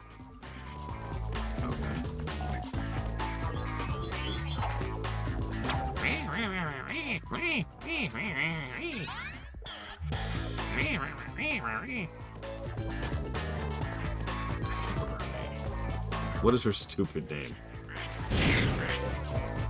I noticed that. Just straight up a T-posing bot. Grunhilda.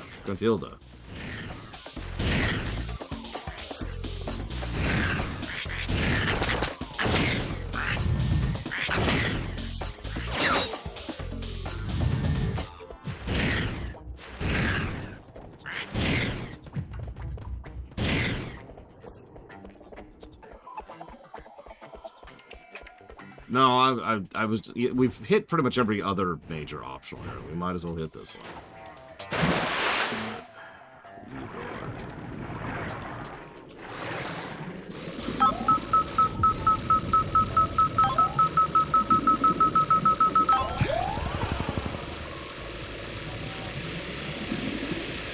Why are there lasers in the sewers?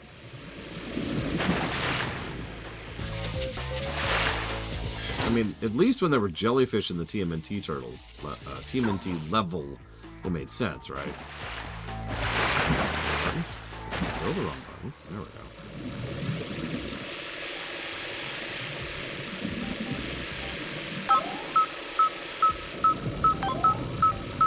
Break up sewage.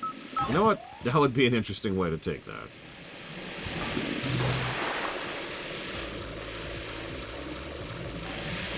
Damn it.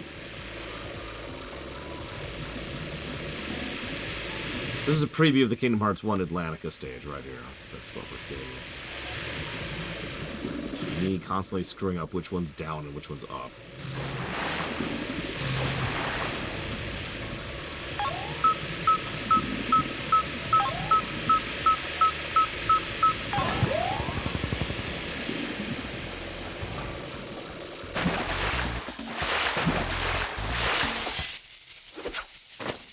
We got a thing. Bolt grabber. Now we get the bolt grabber.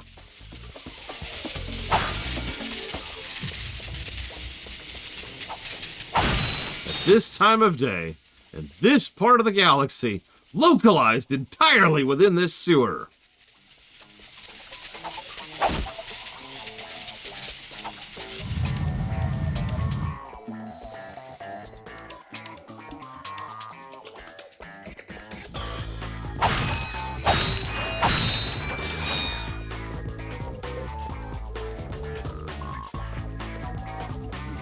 Yeah, I like the yet.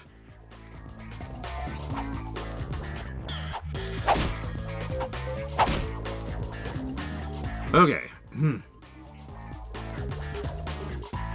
So if you haven't got your guess in, this is your last 30 seconds or so to get your guesses in. You have until we land.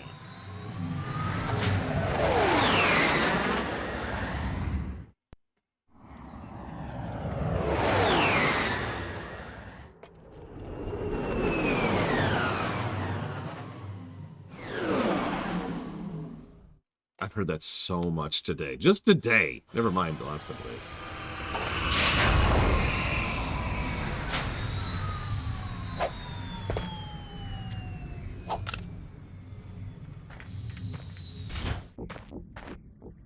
Welcome to hell. Also known as Utah. I'll take swimming over singing. Because singing... Oh god, singing. Ah, okay.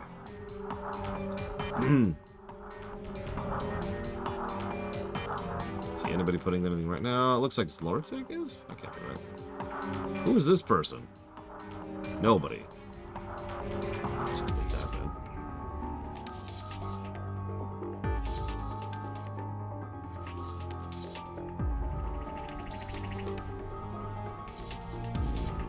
Just doing a quick glance at the guessing sheet. Make sure we have no double entries, because that happens every now and again. People have been getting better about that, though, so that's nice. Come now, poopsies, fly to my side.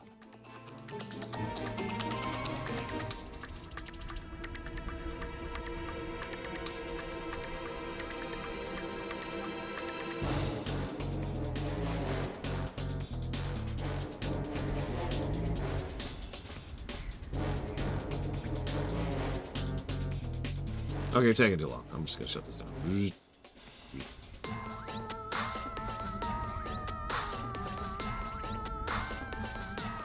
Okay, guessing game closed. And yeah, I do like... That's not that planet. That's a completely different planet. I feel lied to.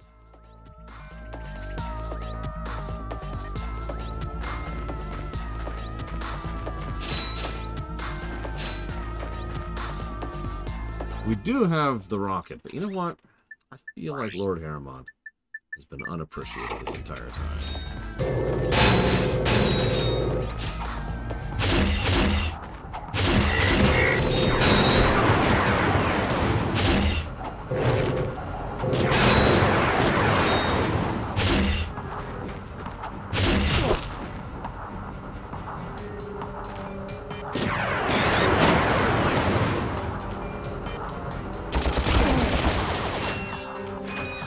Oh, there it is. Hey!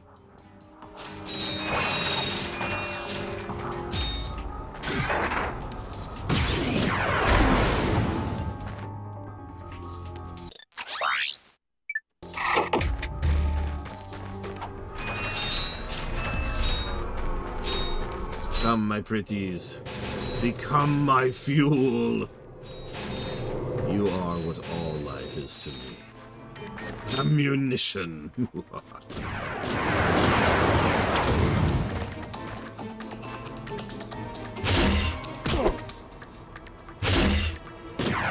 looks weird. First person view.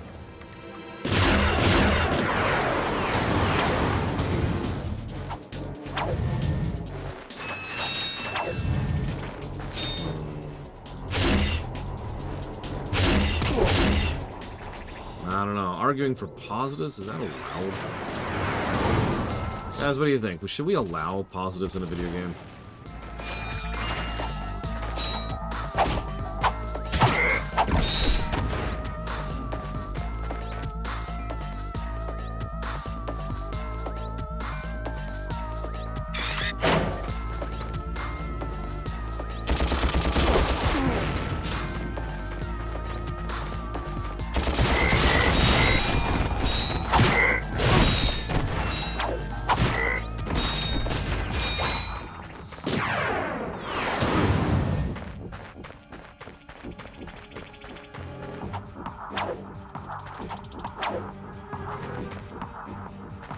Seriously, Dakota?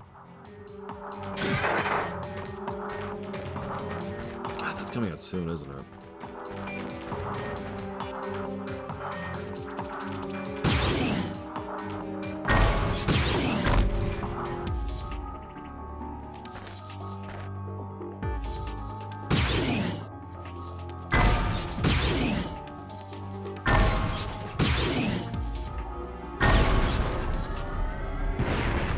You know, I wonder how those tanks take a rhino.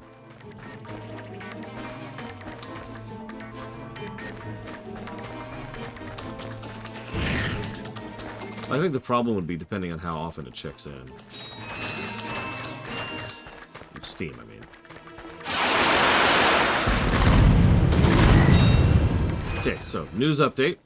The tank did not take the rhino very well.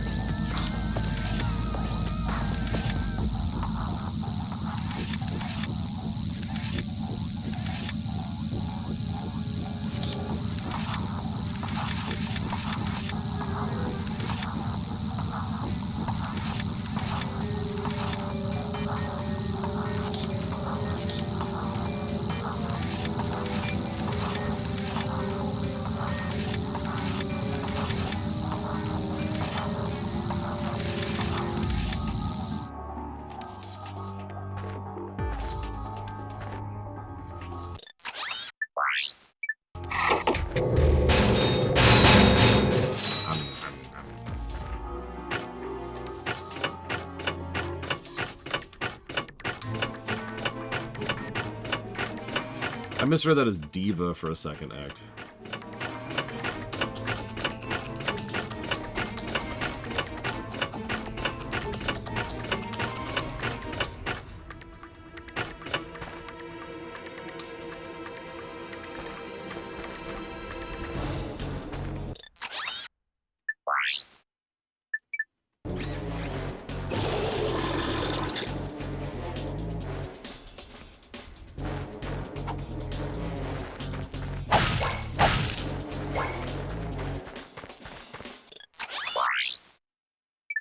I got some great bargains for you today. Is it the exact same bargains you've always had every other time I've ever talked to you? Why, yes! How'd you know?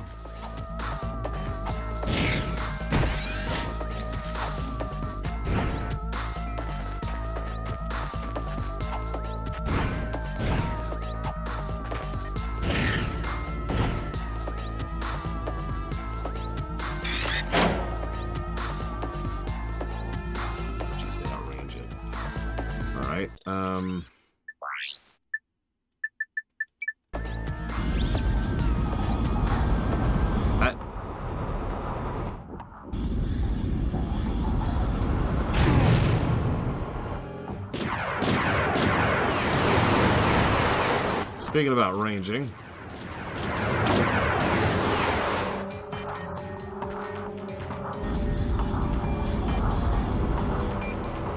God damn it. Ah!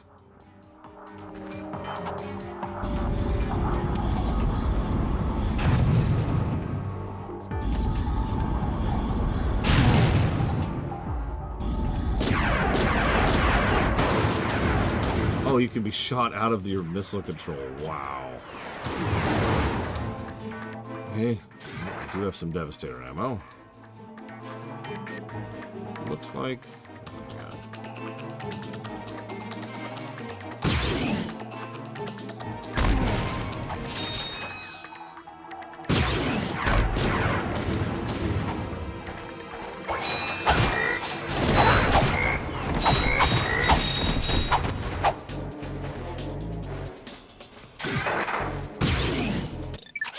Tonight on Blood. What? What?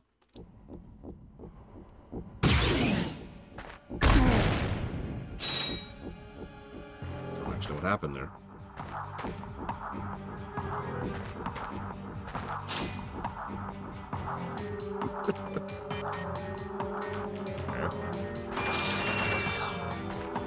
Well,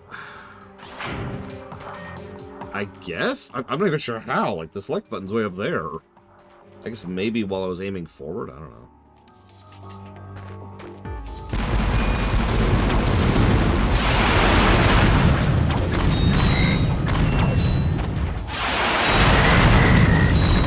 So we've shown you the careful method. Here's the Rhino method.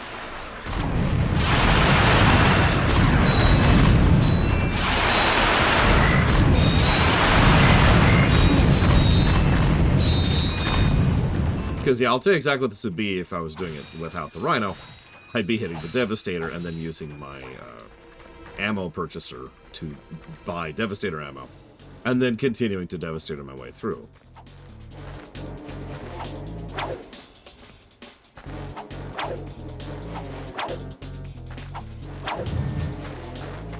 That's what the future would look like.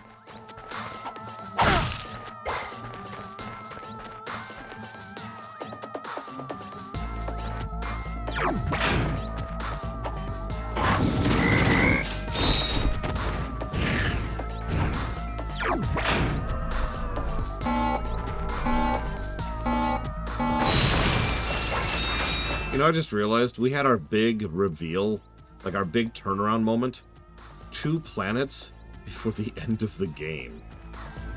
No, I won't, Rex. But for this, you know... Let's...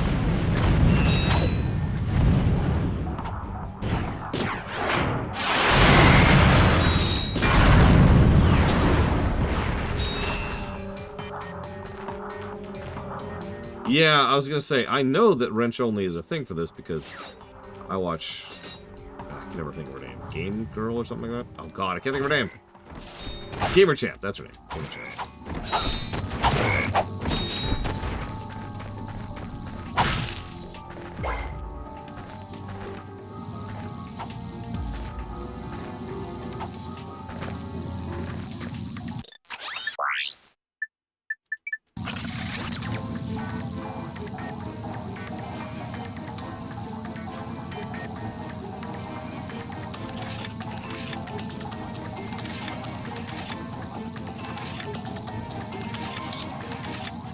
What's really irritating is if you think about it, it's really easy to explain why he did a 180. After all, it was now his stuff that was in danger. Which is kind of horrible when you think about it. It's like, why'd you suddenly decide to be a good guy? Well, they're threatening my stuff.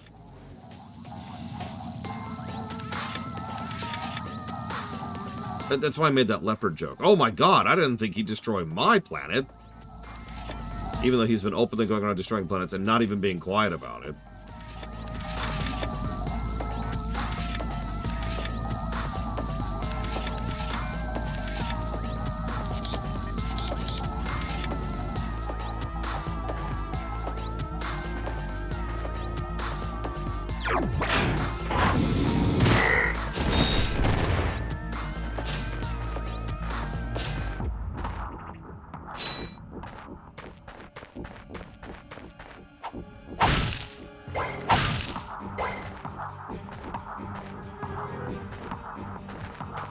It's true, Rax.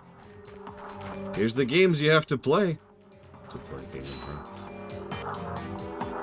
What's really funny is, if I'm remembering correctly, the connecting pinpoint for almost all of that was the Yakuzas. Okay, we have 1 health.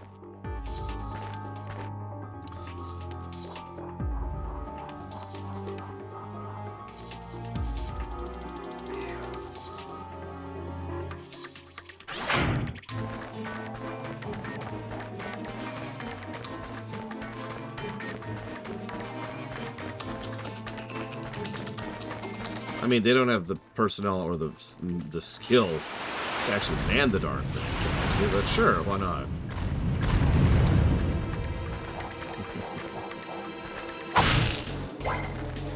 That's true. In the rewrite, they did actually take the airship, which took the place of the Dreadnought.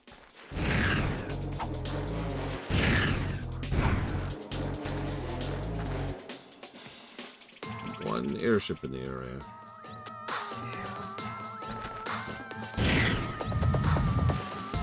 Frickin' Sid. That Sid was voiced by Horde.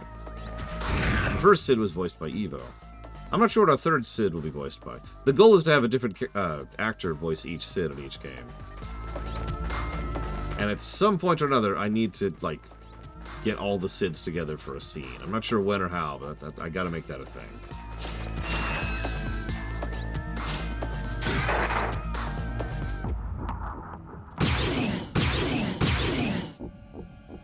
Hey, Ross. I'll have FF10 Sid being surly.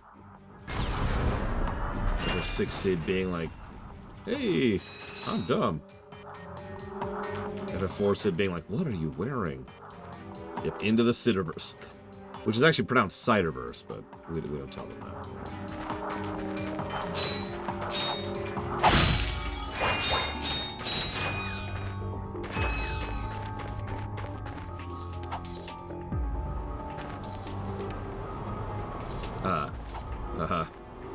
No, no, no, no!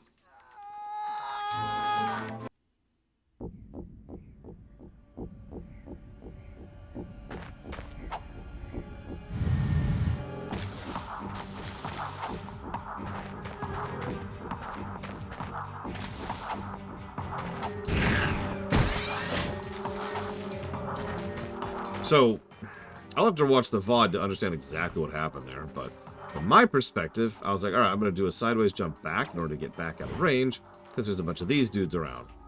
And,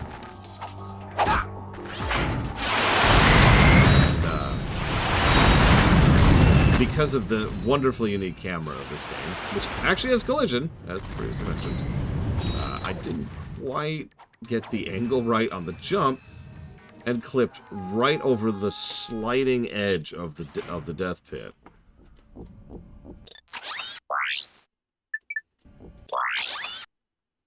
Hi there, Fuzzball.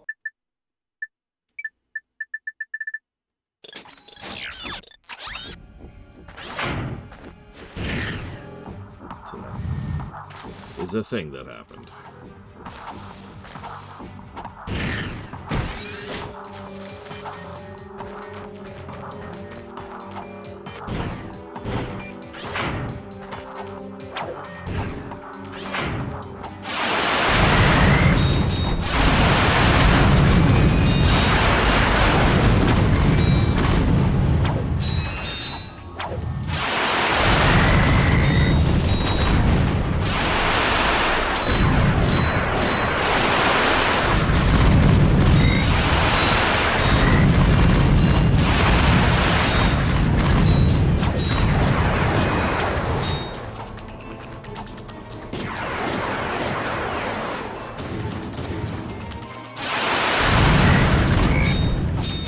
Was the first Borderlands game.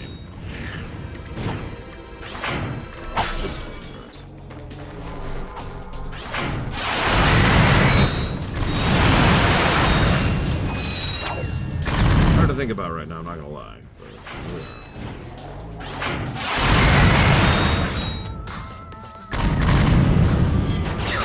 good tidings, Mr. Red. Again, I know that you're going through some stuff, but hopefully it's not too bad.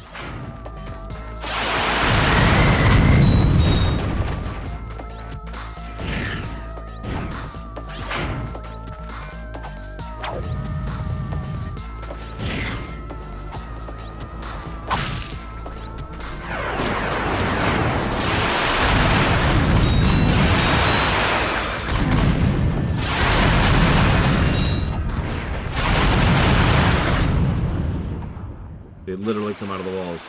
They're coming out of the walls!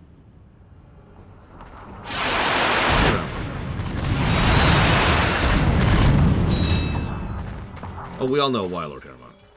Dude.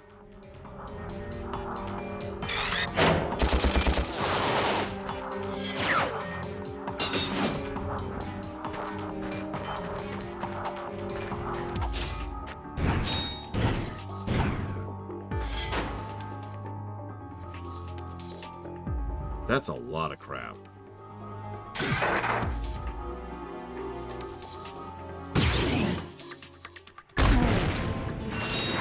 They're facing this way. Oh, jeez. Oh, jeez. Oh,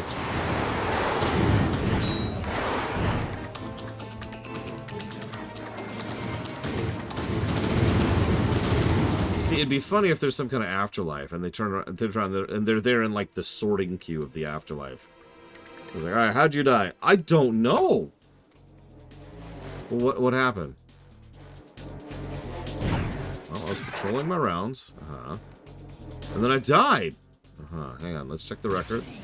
So we have the technology up here in the place that we're at.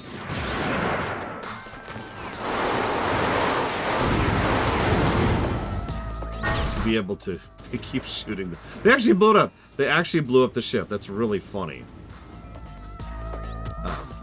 We have the technology to show you the last few seconds of your life. Would you like to see? Yeah, I wonder what happened. And they just see this, you know, rocket show up. Oh. Okay. The problem is, it looks like I have screwed the pooch on stealthing. I'll be honest, it didn't even occur to me to stealth here. I just assumed that was an obstacle I had to deal with. Shows how stupid I am.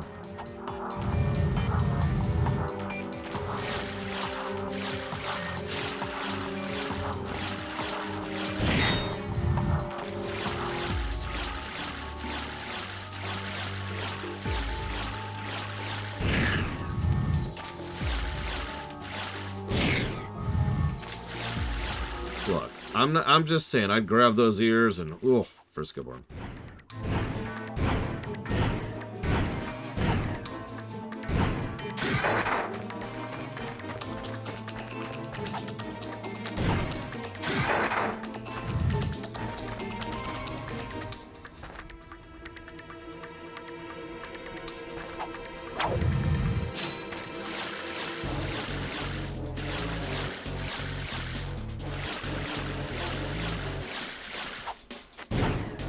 So, I don't want to be mean, but the specific reason why I assumed I had to fight those is something I've noticed in the last... Well, that's not fair, actually. Something I've noticed in about 4 stages after the midpoint of the game, let's say that more clearly, is that the game likes to get really enemy spammy. Like, really enemy spammy. So I see a giant room of death, and I was like, oh, okay. And it didn't even occur to me for even a second that it was anything other than just kill your way through it, nice and slow. That's why I immediately pull out... You notice I didn't pull out the rhino. I'm like, alright, let's do this legit. Let's push through this. Nice and slow. Get the Fat Chocobo music going.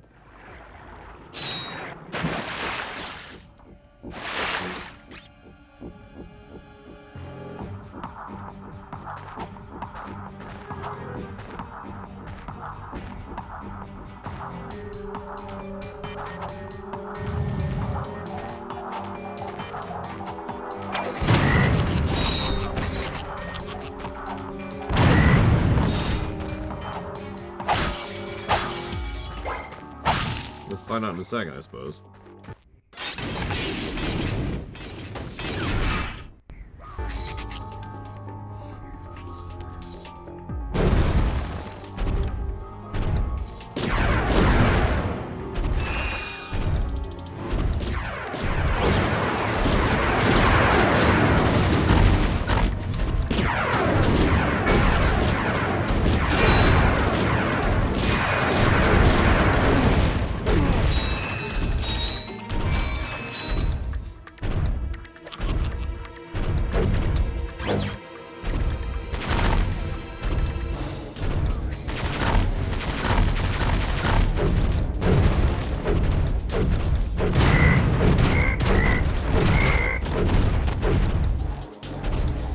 Yeah, I noticed they weren't even doing damage to me. Not that I'm complaining.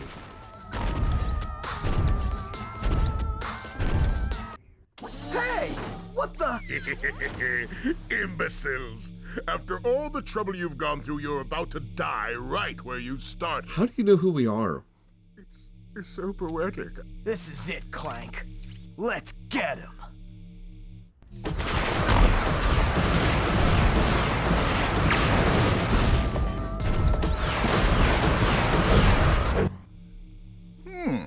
You might have been useful to me after all. Too bad you chose the wrong side.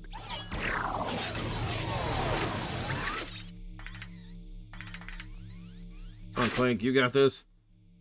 Well, okay, he did not, in fact, have this. I'm sorry, I know I'm sounding like nitpicking, but the story kinda sucks. There's a whole lot of just things happening with no logic or reason to them, and this big rivalry between us and Drek is a perfect example of that. So I have to poke fun at it at least a little bit. Because it's just like, you've attacked... Okay, you remember Spider-Man 2, the film? It's the Doc Ock one, if you don't remember your numbers. In that film, there's a scene which is... can be explained, but it's a really dumb scene. It's right as Doc Ock is robbing the bank, and Spider-Man is there along with his Aunt May, okay? So, Doc Ock kidnaps May and goes up against the wall and he says, "You've meddled in my affairs for the last time, Spider-Man. Now you pay the price for your interference." They've met once before this moment.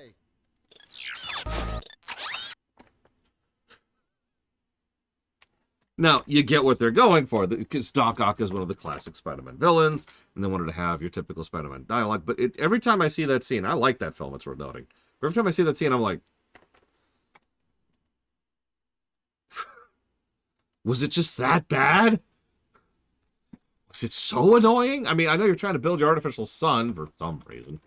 Listen, I had to invent AI on my way to create fusion. All right, hang on. This is the last stage, right? Like, I'm not stupid. I mean, I am stupid, but that's not what I mean.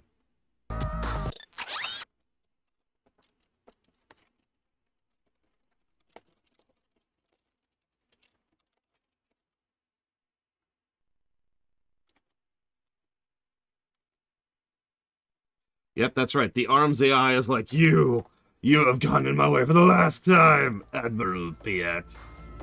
Wrong movie. Oh, sorry.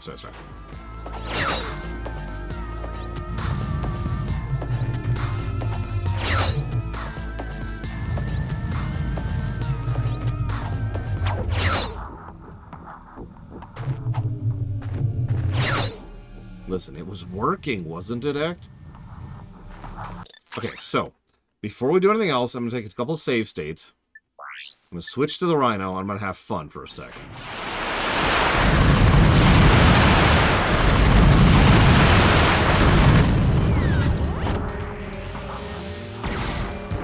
Some of the missiles were still chasing after him. Did you see that?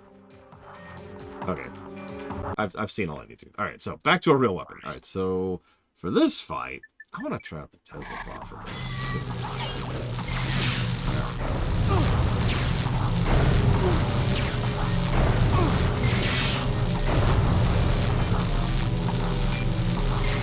Yeah, the guessing game is locked down since we hit the final stage.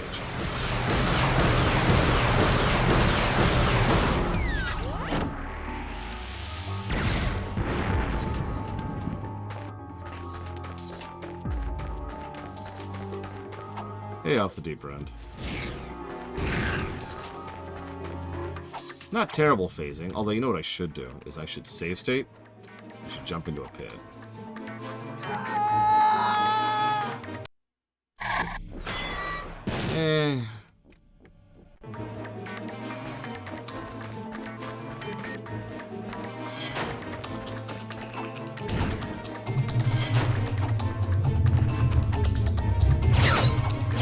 Oh, we're 100% starting Space Marine 2 today. If I have to go without lunch, we're starting Space Marine 2 today.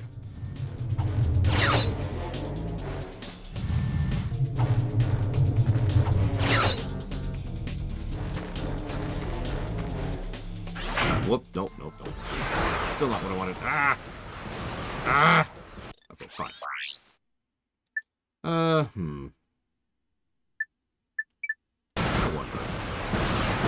Probably not, but you never know.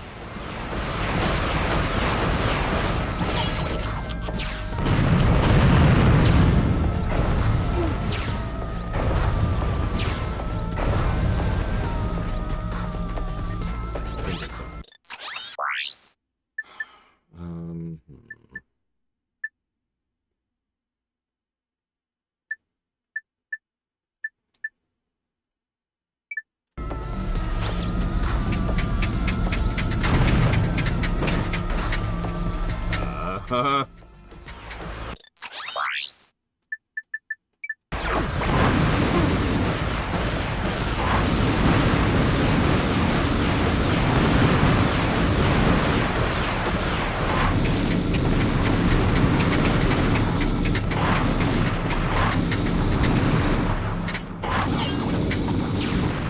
I mean, Space Marine 1 didn't score nearly as well as I was expecting it to. Strange. So we'll see.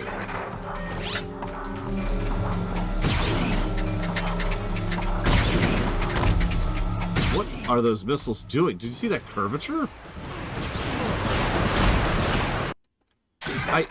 I'm actually confused by that.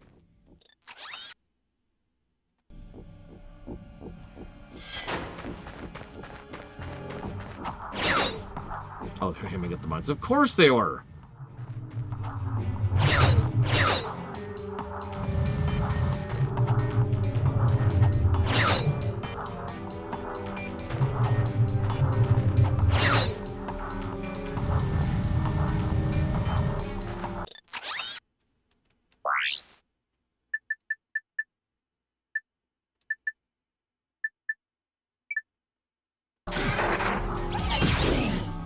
Also, most of the weapons I'm using, I don't have golds of, so...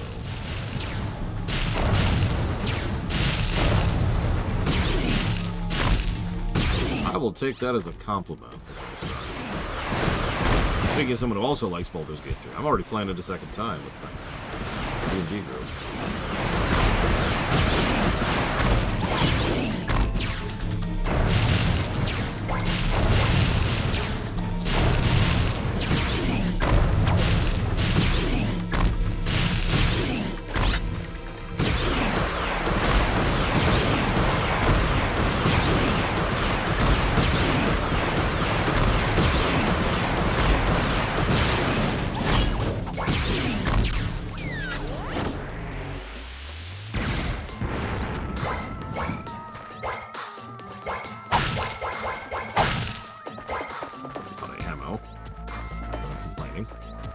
Is anyone else weirded out by the fact there's no boss music?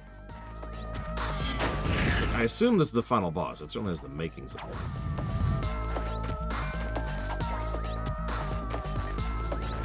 I mean, we saw just how quickly the Rhino was able to absolutely shred Phase 1. Okay, let's continue the trend. How many future games have boss music?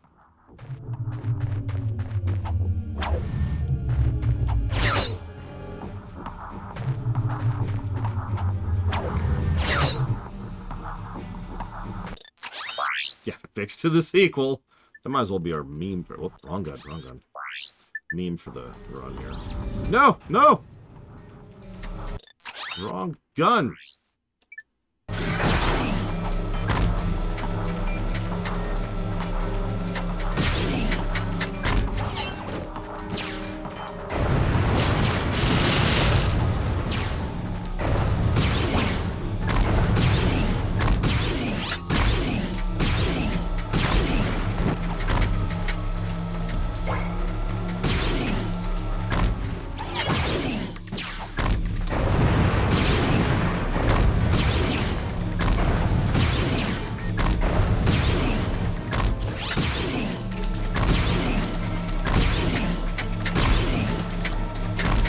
That's a good question. Yeah, I noticed he gets rid of his own frickin' minefield. It's like, thanks? I'm not here to say be ungrateful, you know?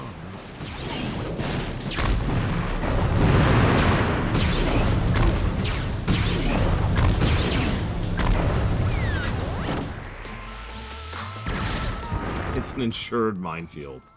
Alright, we need to have a story now about a minefield that's insured.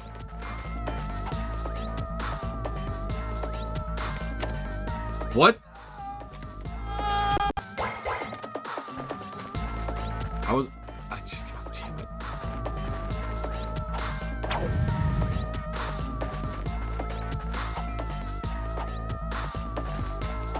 No, there was a ledge. It was hard to see, and as a result of that, I jumped a little bit too late. So I'll take ownership of that, but I'm not doing those first two phases again.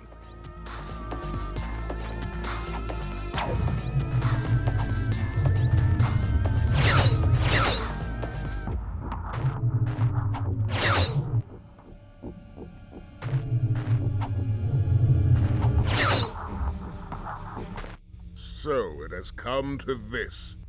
Once I step on this ignition switch, a countdown will commence. The end of which signals the destruction of your pitiful world. There must be another way to make a home for your people. You think that's what this is about? Who do you think polluted our last world? I did. This is about one thing and one thing only. Cash, and lots of it. You see, I've been paid for every square inch of my new world. Once the inhabitants move in, I will begin polluting this world as well. Then the whole thing starts all over again. Ah, brilliant. Why, you evil little... Save it, Clank. We have to stop that timer. Power slam that button to terminate the countdown.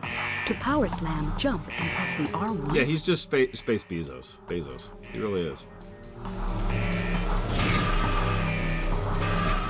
What?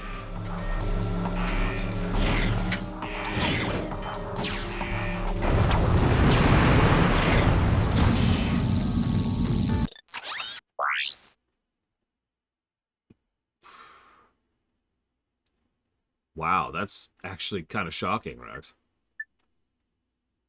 Yes, Bezos. So I'm kind of out of Devastator ammo. Let's use... Jeez. We'll use the Tesla Claw.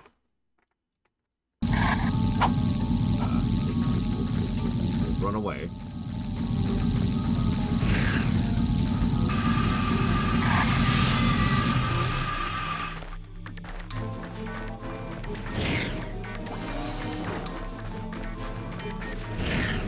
He's got his own drones. No! My one weakness. My own weapons.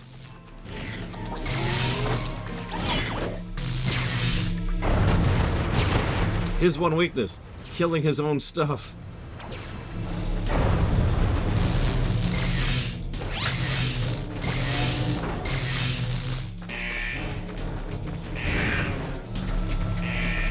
What happens if... You know what?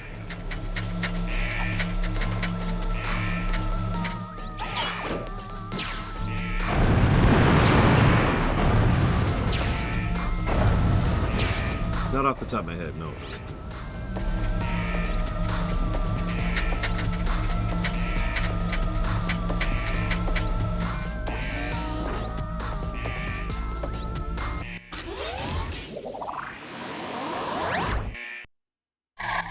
It's it! Aww!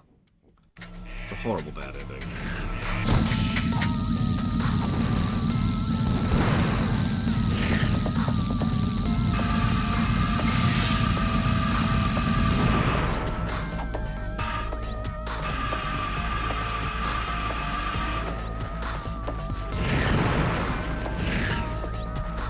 And that was a really short but brief flash to light because they didn't even want to do an actual move.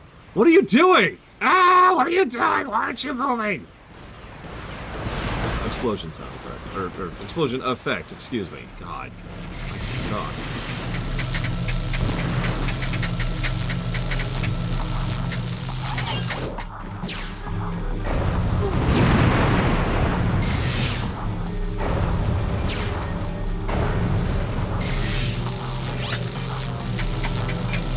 More confusing, Rex.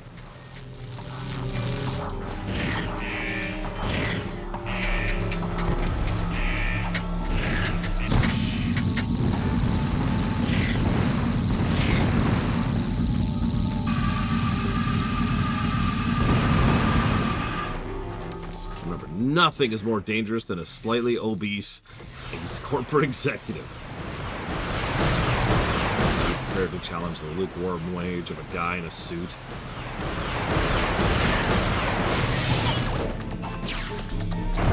Tight as you.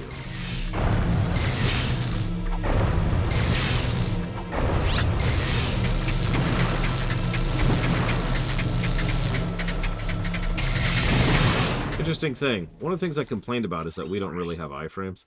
Just the boss has iframes. Okay, so...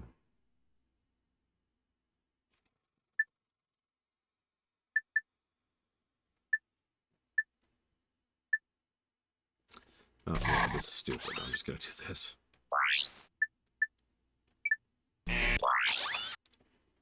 Hi there, Fuzzball. But for the lulz, I'm gonna keep doing it with the Tesla, I think. I can afford it.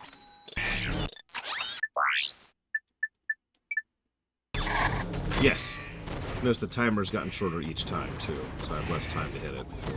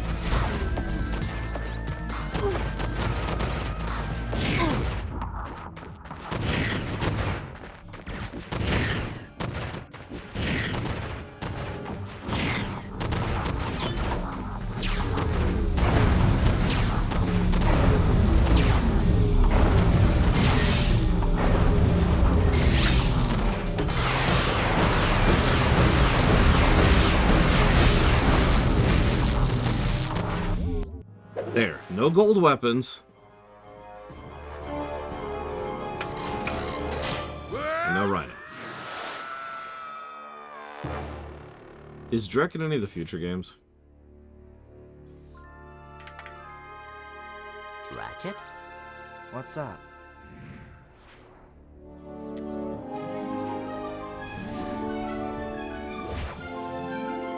You know, this time I am thinking what you're thinking.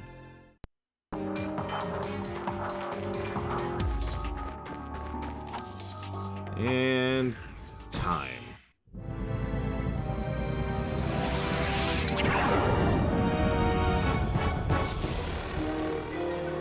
It's okay, destroying a planet within the Roche limit isn't gonna cause any problems.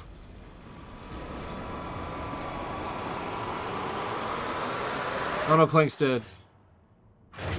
Oh no, we're dead. Phew, that was close. Clank, you can pull us up now. The servos in my arm appear to be broken. Broken? As in, fall to our deaths broken? Yeah. You have a jetpack.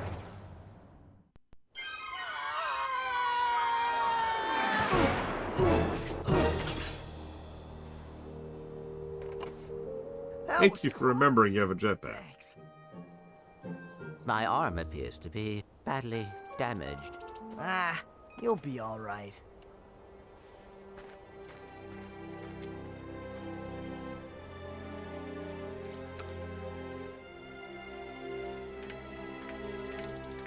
What's with the sad music?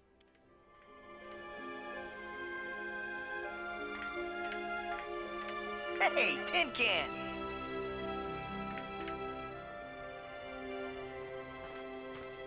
Where do you think you're going? We, still need to fix that arm.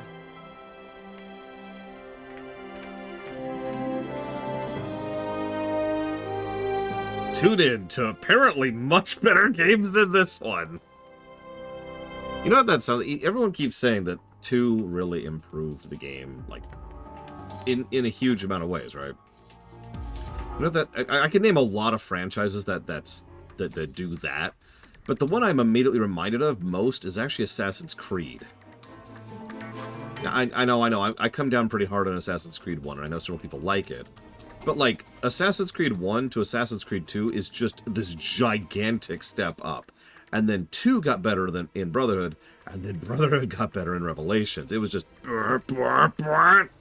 in terms of quality. And then 3 happened. Anyways, yeah,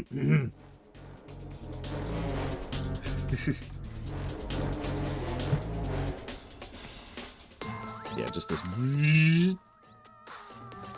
Yeah, Revelations skipped over 3, skipped over Rogue, and then 4. Okay. So that ending sucked.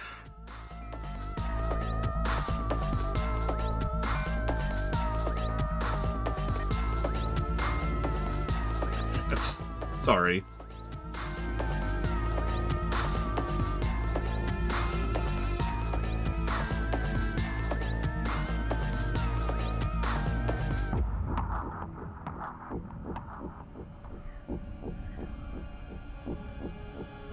Time to see the other endings. Ending number 3. Actually, we did see the other ending where you just let the countdown happen.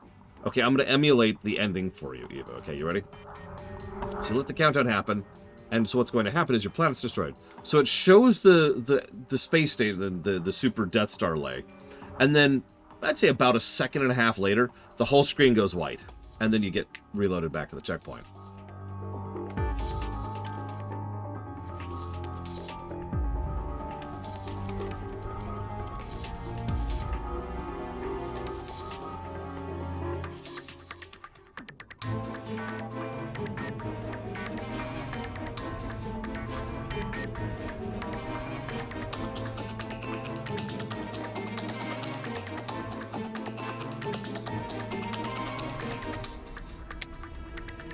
Yeah, no, it was weird, Blake. It was just... Is the story worse than Starfield? Have we ever covered a game with a worse story than Starfield? Real question.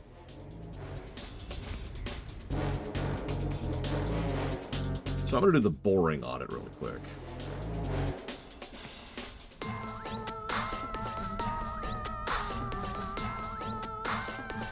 Like Star Vial. Or if you prefer, Star Bile. Do you have a problem with unwanted hair? Is painful itching in your nether regions causing you undue embarrassment? Do you just plain stink? Then you need this, the Gadgetron Personal Hygienator. Hi, I'm Steve McQuark. And this little baby can take care of any grooming needs that are just too much trouble for you to handle yourself. Allow me to demonstrate.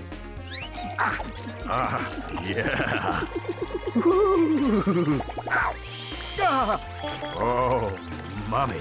Turn it off! Turn it off!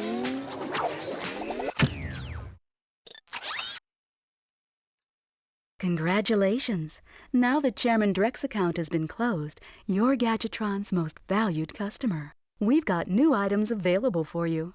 Just check the new goodies menu on your pause screen. Okay, so I was told I have to do something specific. You can start a new game with all of your current weapons and bolts. You can also go back to your last save. Go ahead and pick one. Specific here. Actually, you know what? Hang on a second. Congratulations. Shut up. Now that Chairman Shut up. Dreck's account has been closed, Shut up. your Gadgetron's Ah! most valued. Okay, what am I supposed to do here? Because you said I'd do something weird.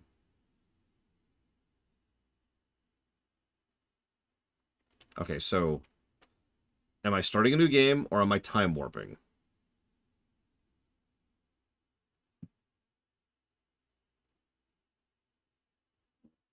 Okay, starting a new game.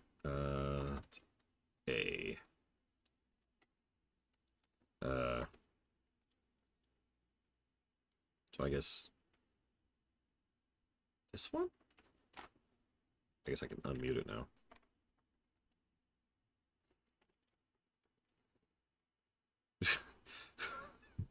Just the top one, right? No!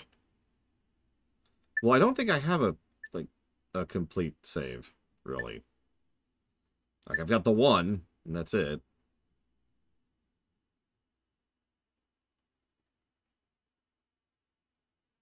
So, all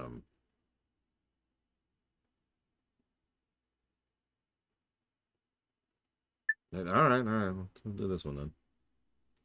Sure, I can do that. Oh yeah, I meant to check this too. Hey, skippables. Holy crap.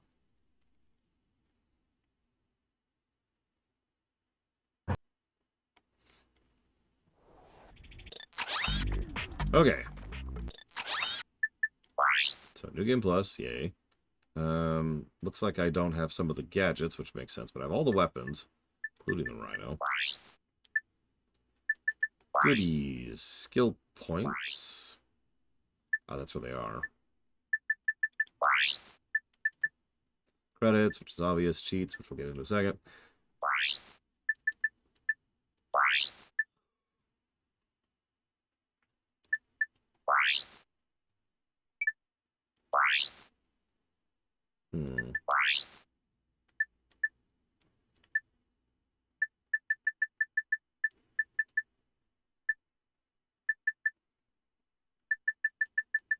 Honestly, we got more of these than I thought we would.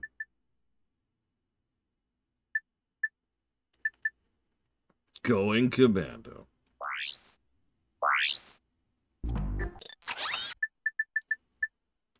You know what?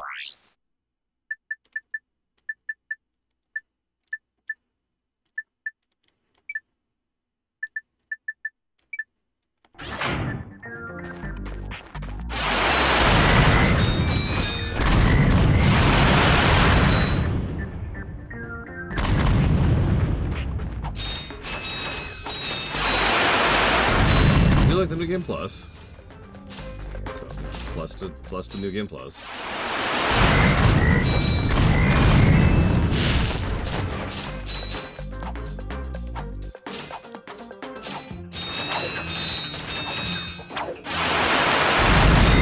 I almost feel bad about this.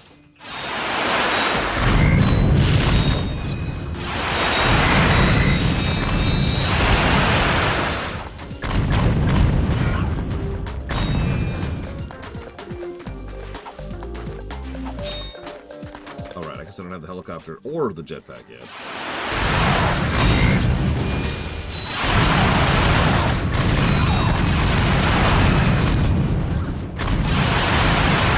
I suppose I should look up the specifics of what New Game Plus does before I go to class. Carrying forward weapon, health, and weapon health, existing golds, and money. It's nice.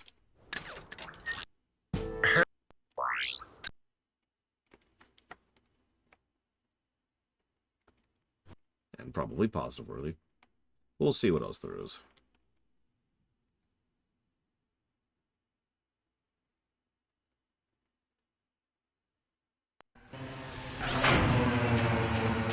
Where am I going, Rex? Help me out.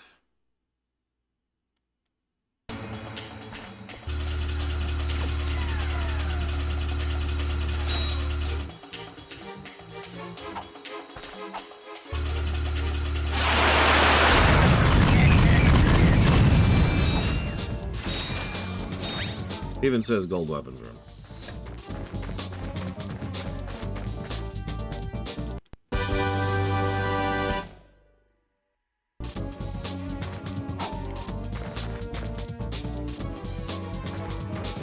Try that somewhere else because I don't know what that does. Gold decoy glove. What's the...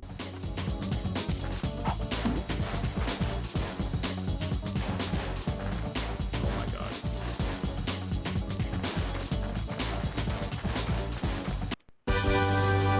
There's my baby. Wait, what? Yep, nope. That's, wow. It's a nice big radius, and it chains a little.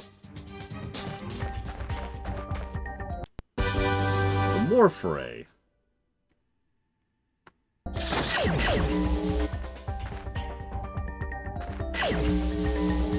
have to try that out when we get down below. Anything else? Just the Tesla. Okay, so Tesla.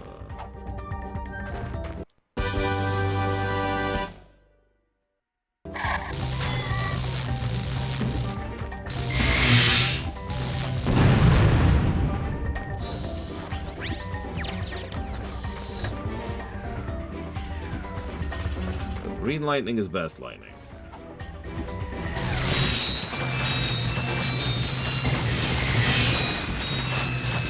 It doesn't actually look all that different. I mean, other than being green.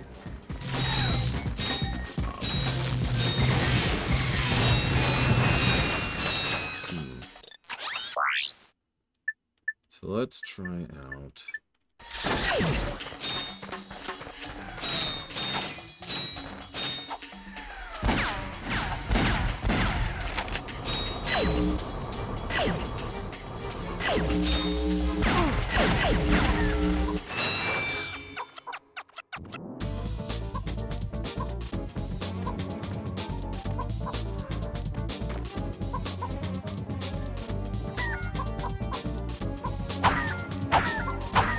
That's how I like my thighs. Thick. And they explode. Yeah, that's kind of what I figured. Giant decoys that explode. Wow.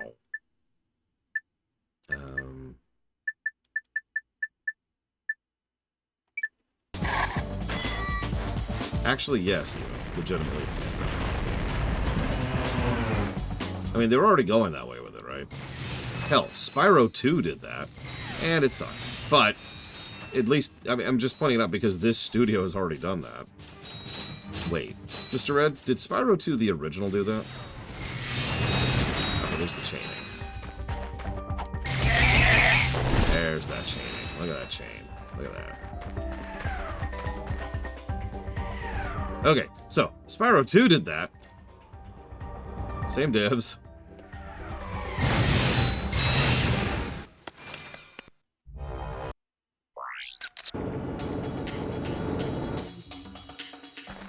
I know what you meant. Because you're right. Like, 1 didn't do that, and 3 didn't do that. At least in the remaster we played. Alright, so hold on. I've got some notes to write down. But don't worry. You're not.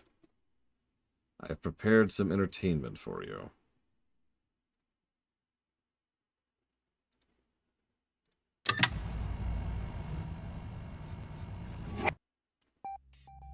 Within Orxon lies a mystery. We're closer now than ever. I think it's inevitable.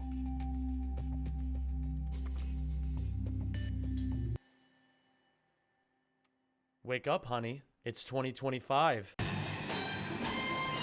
4 years ago, my dear friend Ricky made a video called Ratchet and Clank's Unsolved Mystery. It outlined Pokitaru's skip, a skip that speedrunners had dreamed of for as long as Ratchet and Clank speedrunning existed. At the time, the skip was just barely impossible. Between the release of his video and now, though, quite a lot has changed in Ratchet speedrunning.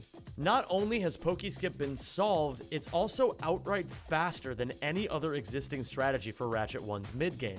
Today I'll be going over the final discoveries that made Pokiskip possible, as well as why Pokiskip will make the future of Ratchet 1 speedrunning more insane than ever.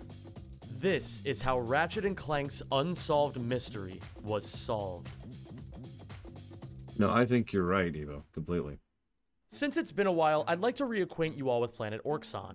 On first visit, I'm good. this planet's poisonous atmosphere prevents Ratchet from leaving the ship, so Clank goes it alone. Completing Clank's annoyingly long journey through Orxon rewards you with the coordinates for planet Pokitaru. After landing on Poki, you meet up with the guy. Hey! You escort the guy to the end of the planet and you do a fighter jet mission using the pilot's helmet you picked up on planet Gaspar. As a reward, the guy gives you the O2 mask and Ratchet can now safely return to Orxon where a new path on the planet unlocks. Now, Ratchet has one task: chase down this infobot. The infobot hops between 7 different locations and it's Ratchet's job to go to each of these spots.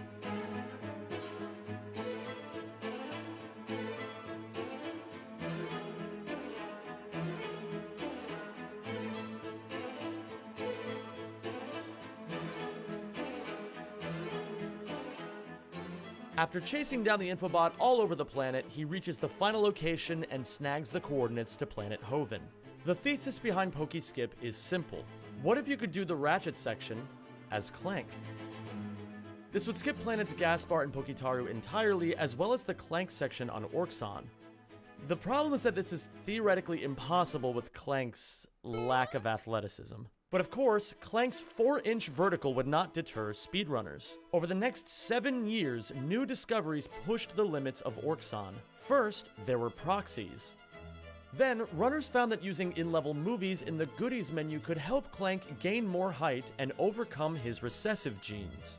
Finally, spinning around in a circle on this moving platform could launch Clank insane horizontal distances. Of the 7 infobot locations, 6 were reachable as Clank, but no matter how hard runners looked, position 2 proved to be too much. In the coming years, not many people had an active interest in searching for a way to get to position 2. The last bastion of hope would fall on the shoulders of 3 runners: Pentali, Izaki, and Kank. The 3 would go on to test nearly every possible idea, with some being more promising than others. In particular, Pentali found a spot here, not far from position 2. High above Clank is an invisible ledge that could take Pentali to salvation. After getting up on this ledge, it wouldn't take much more to go all the way to the infobot. However, after a full year of trying to make this proxy work, the closest Pentali would get to this ledge was 0.047 units away. Tragic. And now everyone, we're gonna talk about cameras. This camera, to be precise. Trust me, we're going somewhere with this. The camera that looks at Ratchet, the one that you control with the right analog stick, is not just a part of the background. It's a physical actor with an actual hitbox. And speedrunners have known this for basically as long as we've been running the games. For like 20 years, this was kinda just useless knowledge. But since the camera has a hitbox, it also has collision. Speedrunners also knew this because it wasn't uncommon to accidentally bonk into the camera mid-run. What runners didn't know, though, is how important camera collision would be. In November of 2020, a runner named Elcon would change the entire landscape of Ratchet speedrunning with a 5-second video.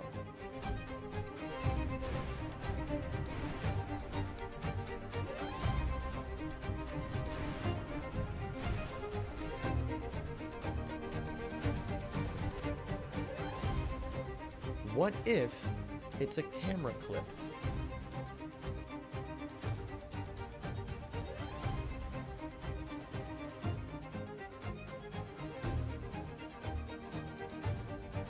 By storing momentum and sliding towards a wall, you can clip through walls by simply zooming the camera into Ratchet at just the right moment. While Elcon's camera clip was done in Ratchet 3, runners started hunting for any camera clips they could find in all 3 original trilogy Ratchet games. And it wouldn't take long before this concept was usable as Clank. You've got to angle the camera so that by releasing L1 and pressing it again, it goes straight into Clank. At the same time, you have to press a specific direction and punch. On Orxon, this could be used in many spots to make getting to Infobot locations safer, faster, and easier. Not long after the discovery of camera clips, Clank and Pentally discovered that the camera could be used in a similar way to get proxy launches. This is done by shoving the camera into Ratchet mid-throwing animation or Clank mid-punching animation. It's important to note that these can only be done when their backs are against a wall. With these new discoveries, Pentally and Clank worked tirelessly in the shadows, without anyone else in the community knowing. This would lead to one of the greatest surprises in Ratchet and Clank history. On November 20th, 2023, exactly 3 years to the day that Ricky released the original video on PokeSkip, Pentally started a stream simply titled Full PokeSkip. Everyone in the community showed up in disbelief, wondering how Pentally would possibly solve the unsolvable Position 2. Once Pentally moves the Infobot to Position 2, he backtracks Clank all the way to the start of the level. After doing a proxy up to the Poketaru Infobot, he walks until he reaches this pathway blocked by iron bars. With a half-circle motion, Pentally lines the camera up and seamlessly camera clips Clank through. Pentally then grabs a Gadgetbot and places it gingerly near a corner, which allows him to launch Clank with the camera proxy. By opening up an in-level movie mid-punch, he gains even more height, allowing him to glide deep into the level. After scaling this tree, he proxies off this rock wall, giving him just enough height to glide to the opposite pillar. And now the trickiest spot in the sequence. After camera clipping into the top of the pillar, Pentally does a big Clank jump. He has to time a punch and play an in-level movie at the exact moment Clank hits the slope of the pillar. This strategy is brutal, taking Pentally nearly 10 minutes of attempts with save states just to hit once. But the reward for his efforts was becoming the first person to ever reach Position 2 as Clank, and subsequently proving to the world that PokeSkip was actually possible. At a laboring 33 minutes, this isn't exactly what the kids would call faster than doing things normally. It would take 2 entirely new innovations with the camera to speed things up a bit. The first of these discoveries was called camera flips. By positioning the camera against a wall, you can bring the camera down into Clank. From there, you jump into the camera and spam punch, launching Clank way up in the air. Funnily enough, Clank showcases this by effortlessly scaling the invisible ledge Pentally spent an entire year trying and failing to hit. The second of these discoveries was ledge proxies, and these were essentially camera flips but in reverse. Rather than put the camera above Clank to get a proxy, you can put Clank near a ledge and shove the camera into him from below. This also resulted in massive proxy height. These 2 discoveries helped speed things up tremendously to the point where PokeSkip is actually optimal. It's not even just a theoretical skip anymore, with Finish runner Atapi being the first person to ever pull it off in a New Game Plus run. But if you ask me, this is not the holy grail of Ratchet and Clank skips, at least not without one more arbitrary restriction. You see, this entire trick is dependent on being able to use in-level movies to gain additional height. These in-level movies are only accessible through the goodies menu, which you unlock after beating the game and entering challenge mode. In other words, PokeSkip would only be possible in New Game Plus. But what would PokeSkip look like if it were possible in any %? Thankfully, with all the Clank technology that exists, we can take a thorough look at this. Here at the start, we clip into the tree and proxy up to the Poketaru Infobot, same as normal.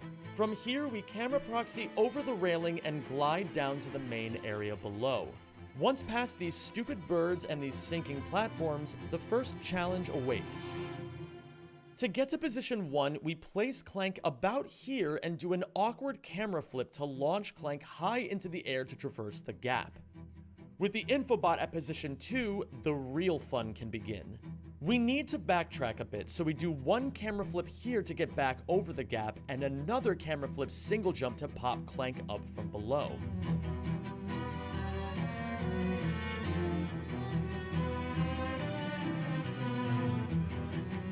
From here, we need to do another awkward camera flip to get Clank on top of this texture. It's not immediately obvious why you need to do this, so I'll let past me look like an idiot for a second. Why is it necessary to do this? Is it just a checkpoint skip? Is that what the idea is? Try without the proxy? You'll see. Okay, so then I go over here. I go around. Oh, it spawns the ship. You know what? That was good, Pentally. You got me. With the murder ship skipped, we do a camera flip here to get onto this pipe, and then a deceptively tricky ledge proxy to get on top of the building. We can traverse the rooftops with more camera flips, with this third one being especially brutal, since you need to get high enough to reach these rocks. The camera flip off these rocks is deceptively tricky, since the textures rarely load properly and it's easy to clip out of bounds directly to your death. Back to position 1. If you can hit it though, you're rewarded with the proxy high enough to take you all the way to the previously impossible position 2. Now, Real quick, do you think this game deserves the replay positive? now at position 2, there's a camera proxy, into a camera flip, into a weird camera flip all the way up to this pipe that scrapes the heavens. Once you walk across the pipe, you can glide down and walk to positions 3, 4, 5, and 6. While walking to position 6, you can just wait out the missile fire from the ship, but don't forget, the camera is a physical actor. So it's a lot more swag to put it in front of Clank so it can block the missile fire. Once at position 6, you're almost home free. This ledge proxy isn't too bad, but this next camera flip is the hardest part of the entire sequence. Using a precise lineup, you place Clank in just the right spot. Then you jump down, and as you land, you jam the camera to the right and press square. You have to maneuver the camera so it doesn't bonk Clank's head, and then you glide until you grab the pipe. From here, there's one last very chokeable ledge proxy, and you reach the infobot. This is absurdly difficult, and there's no guarantee it even saves time. However, I believe any percent pokey skip is the future. After all, at the time of recording this, I'm the only person who's ever done it all in one go. It took me 4 hours to get it, and the full video is linked in the description if you want to watch it. Now that I've got the roadmap for this trick down, I want to help get it faster. Yes! Yes! Yes!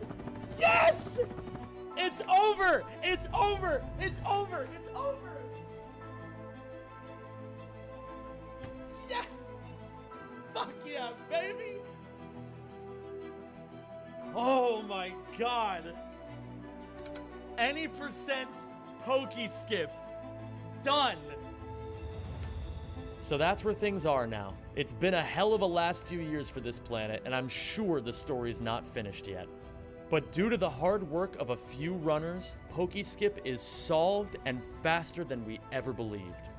A special thank you to Ricky for giving me the blessing to make a sequel to his video, as well as for providing the voiceover at the beginning. Thank you to Pentally and Clank for all your help organizing PokeSkip's time. Real quick, how old do you think this was? This video? Like, how long ago do you think they did PokeSkip?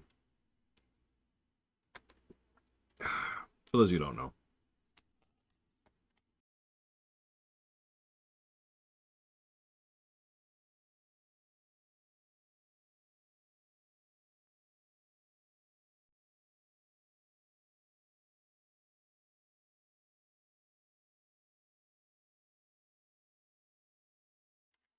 3 months ago.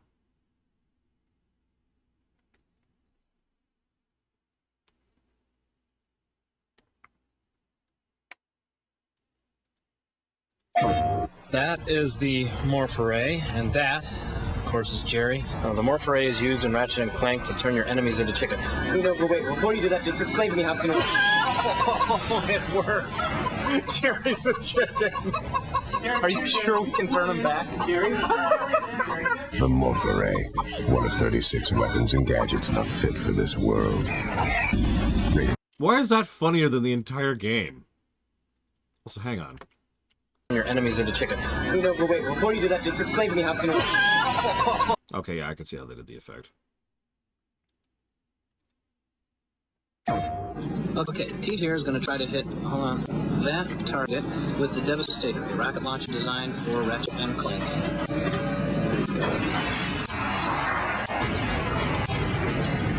Oh, man! Oh. The Look at his face. One of 36 weapons and gadgets not fit for this world.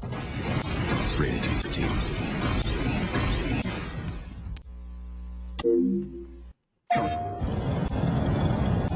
That is Corey. He's helping us with our inflatable decoy test for Ratchet and Clank.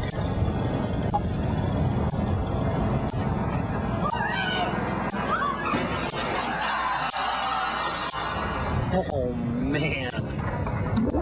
The inflatable decoy, one of 36. I haven't seen these, by the way. It's not fit for this world. Rated T.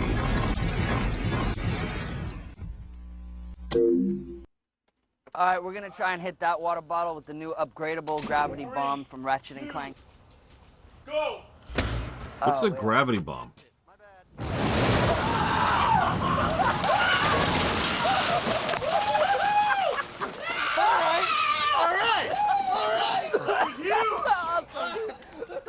The gravity bomb, one of 51 weapons and gadgets not fit for this world. What's Ratchet and Clank locked and loaded? Alright, we're gonna try and hit that water bottle with the new upgradable... Oh, Jesus. Hang on.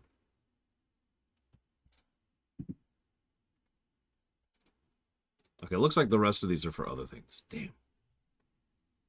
Damn.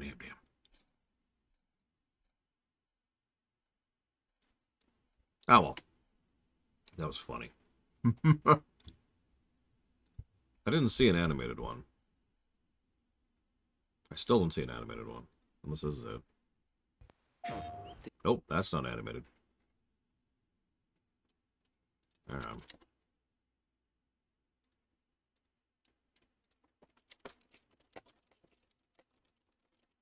Okay, can I show something real quick? PG-13 warning, okay? So, can you tell me the problem with this screen? This is the front page of YouTube. This is my YouTube login. Something I've been looking at a lot lately is music, especially Star Fox music. So, you know, we've got I Am Kibitz with his nuclear power plant. Yep. There's retro music. There's some Tetris thing. Spiffing Bread has a thing. History Channel. Oh, yeah. And the Star Fox remix has that as its thumbnail.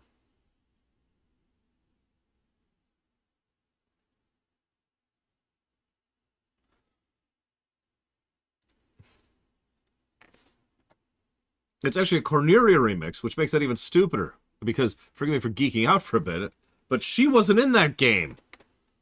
She didn't show up till the GameCube.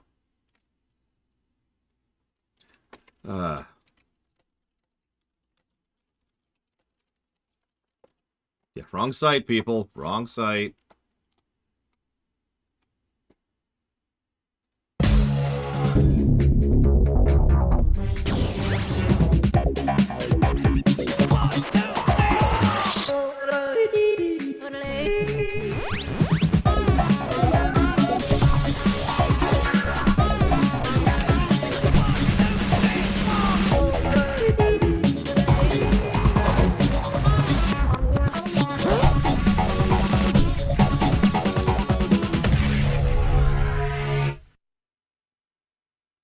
What?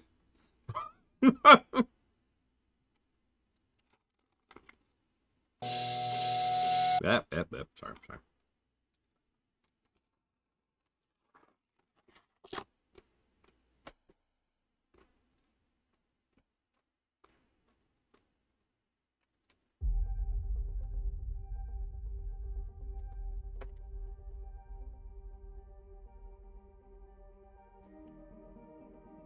I'm almost done, I swear.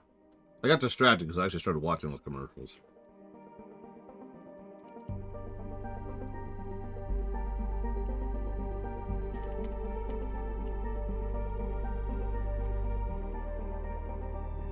They were really funny. Funniest thing in the game. Or out of the game. Whatever, you know what I mean.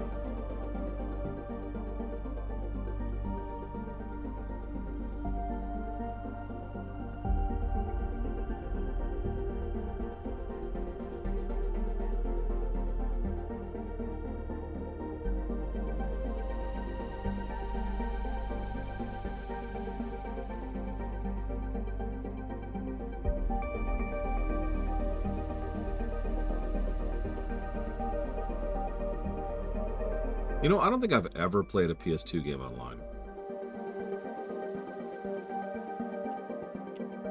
Sorry, just random thoughts. I know several people who did, obviously. FF11 being the big one.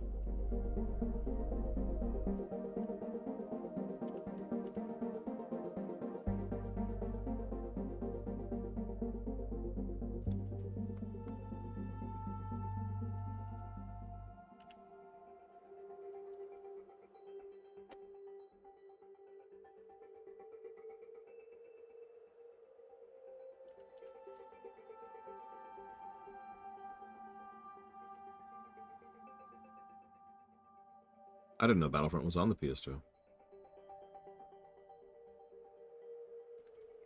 Hi, J. Palmer. I'm hurrying, I swear. I need to hurry. It's taking way too long. For such a short game, it sure felt like it took a lot. I know, it's my fault. It doesn't make me any less irritable about it.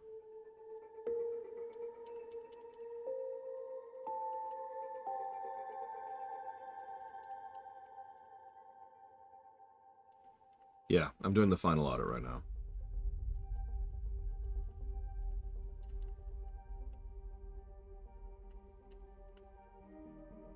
I'm also directly comparing it to Spyro, since by coincidence it happens to be right next to Spyro on the audit sheet.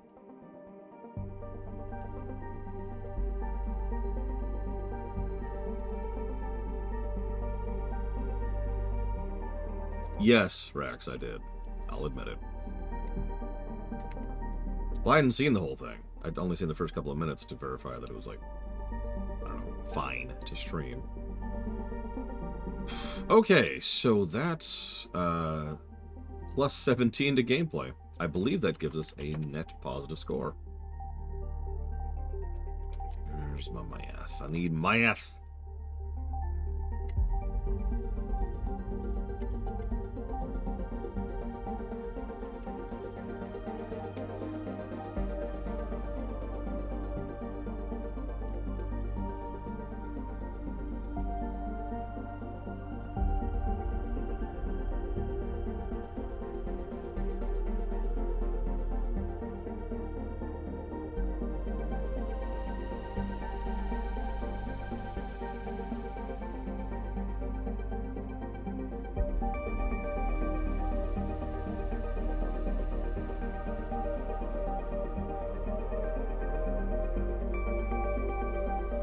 Good news.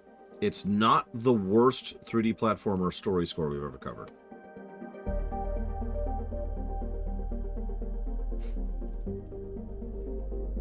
Can anyone guess what beats it on story? Just guess. It's a 3D platformer. I already gave that away.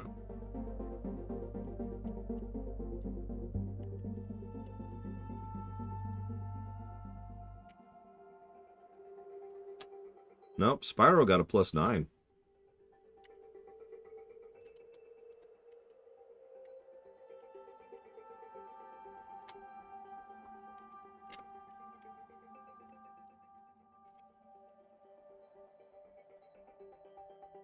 Portal's not what I would call a 3D platformer.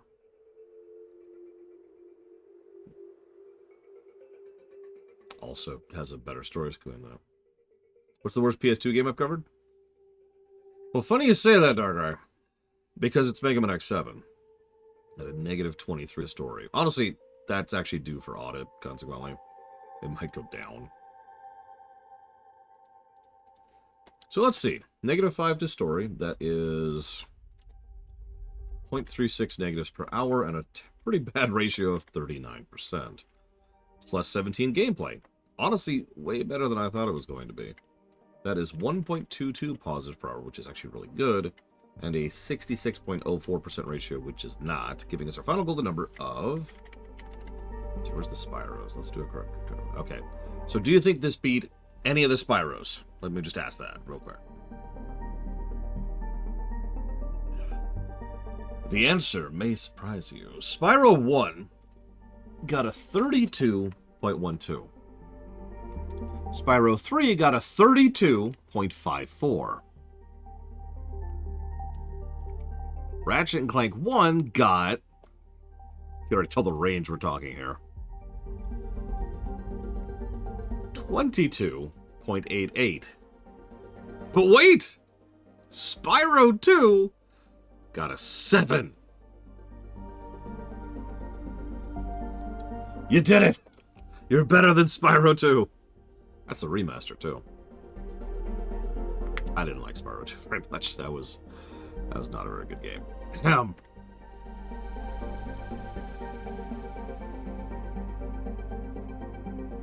Look. 7.42, if you want the full number. With the box. But yeah, 22.88. Remember, that's a net positive. And I'm going to be completely honest with you. I am a little surprised by that. Early PS2 game. First game in a franchise. No, that's the kind of thing I look at and I'm like, oh, geez. So, yeah, it looks like Bragwin and Offshore Twitch account win that one. No, the experienced dev thing helped. I've said it before. This isn't getting the first game tag because it isn't. Like it's Spyro 4 or 8 or whatever we're up to at this point. Yeah, I know that sounds pathetic, but for an early PS2 game, that's a really solid score. Go figure.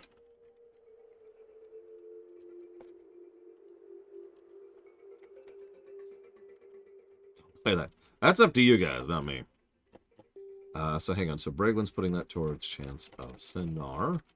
And Dragon Quest 4, and then Dragon Quest 11. After Twitch account is putting it towards Scribblenauts, Simpsons, Hit and Run, and Time Splitters. I do hope you've enjoyed. I do apologize for constantly being interrupted. There's not a lot I can do about that. We're going to go ahead and hit up, I believe Space Marine is next. Space Marine 2, of course. A game that came out like a few months ago, didn't it? So that'll be an interesting jump. Either way, see y'all in a bit.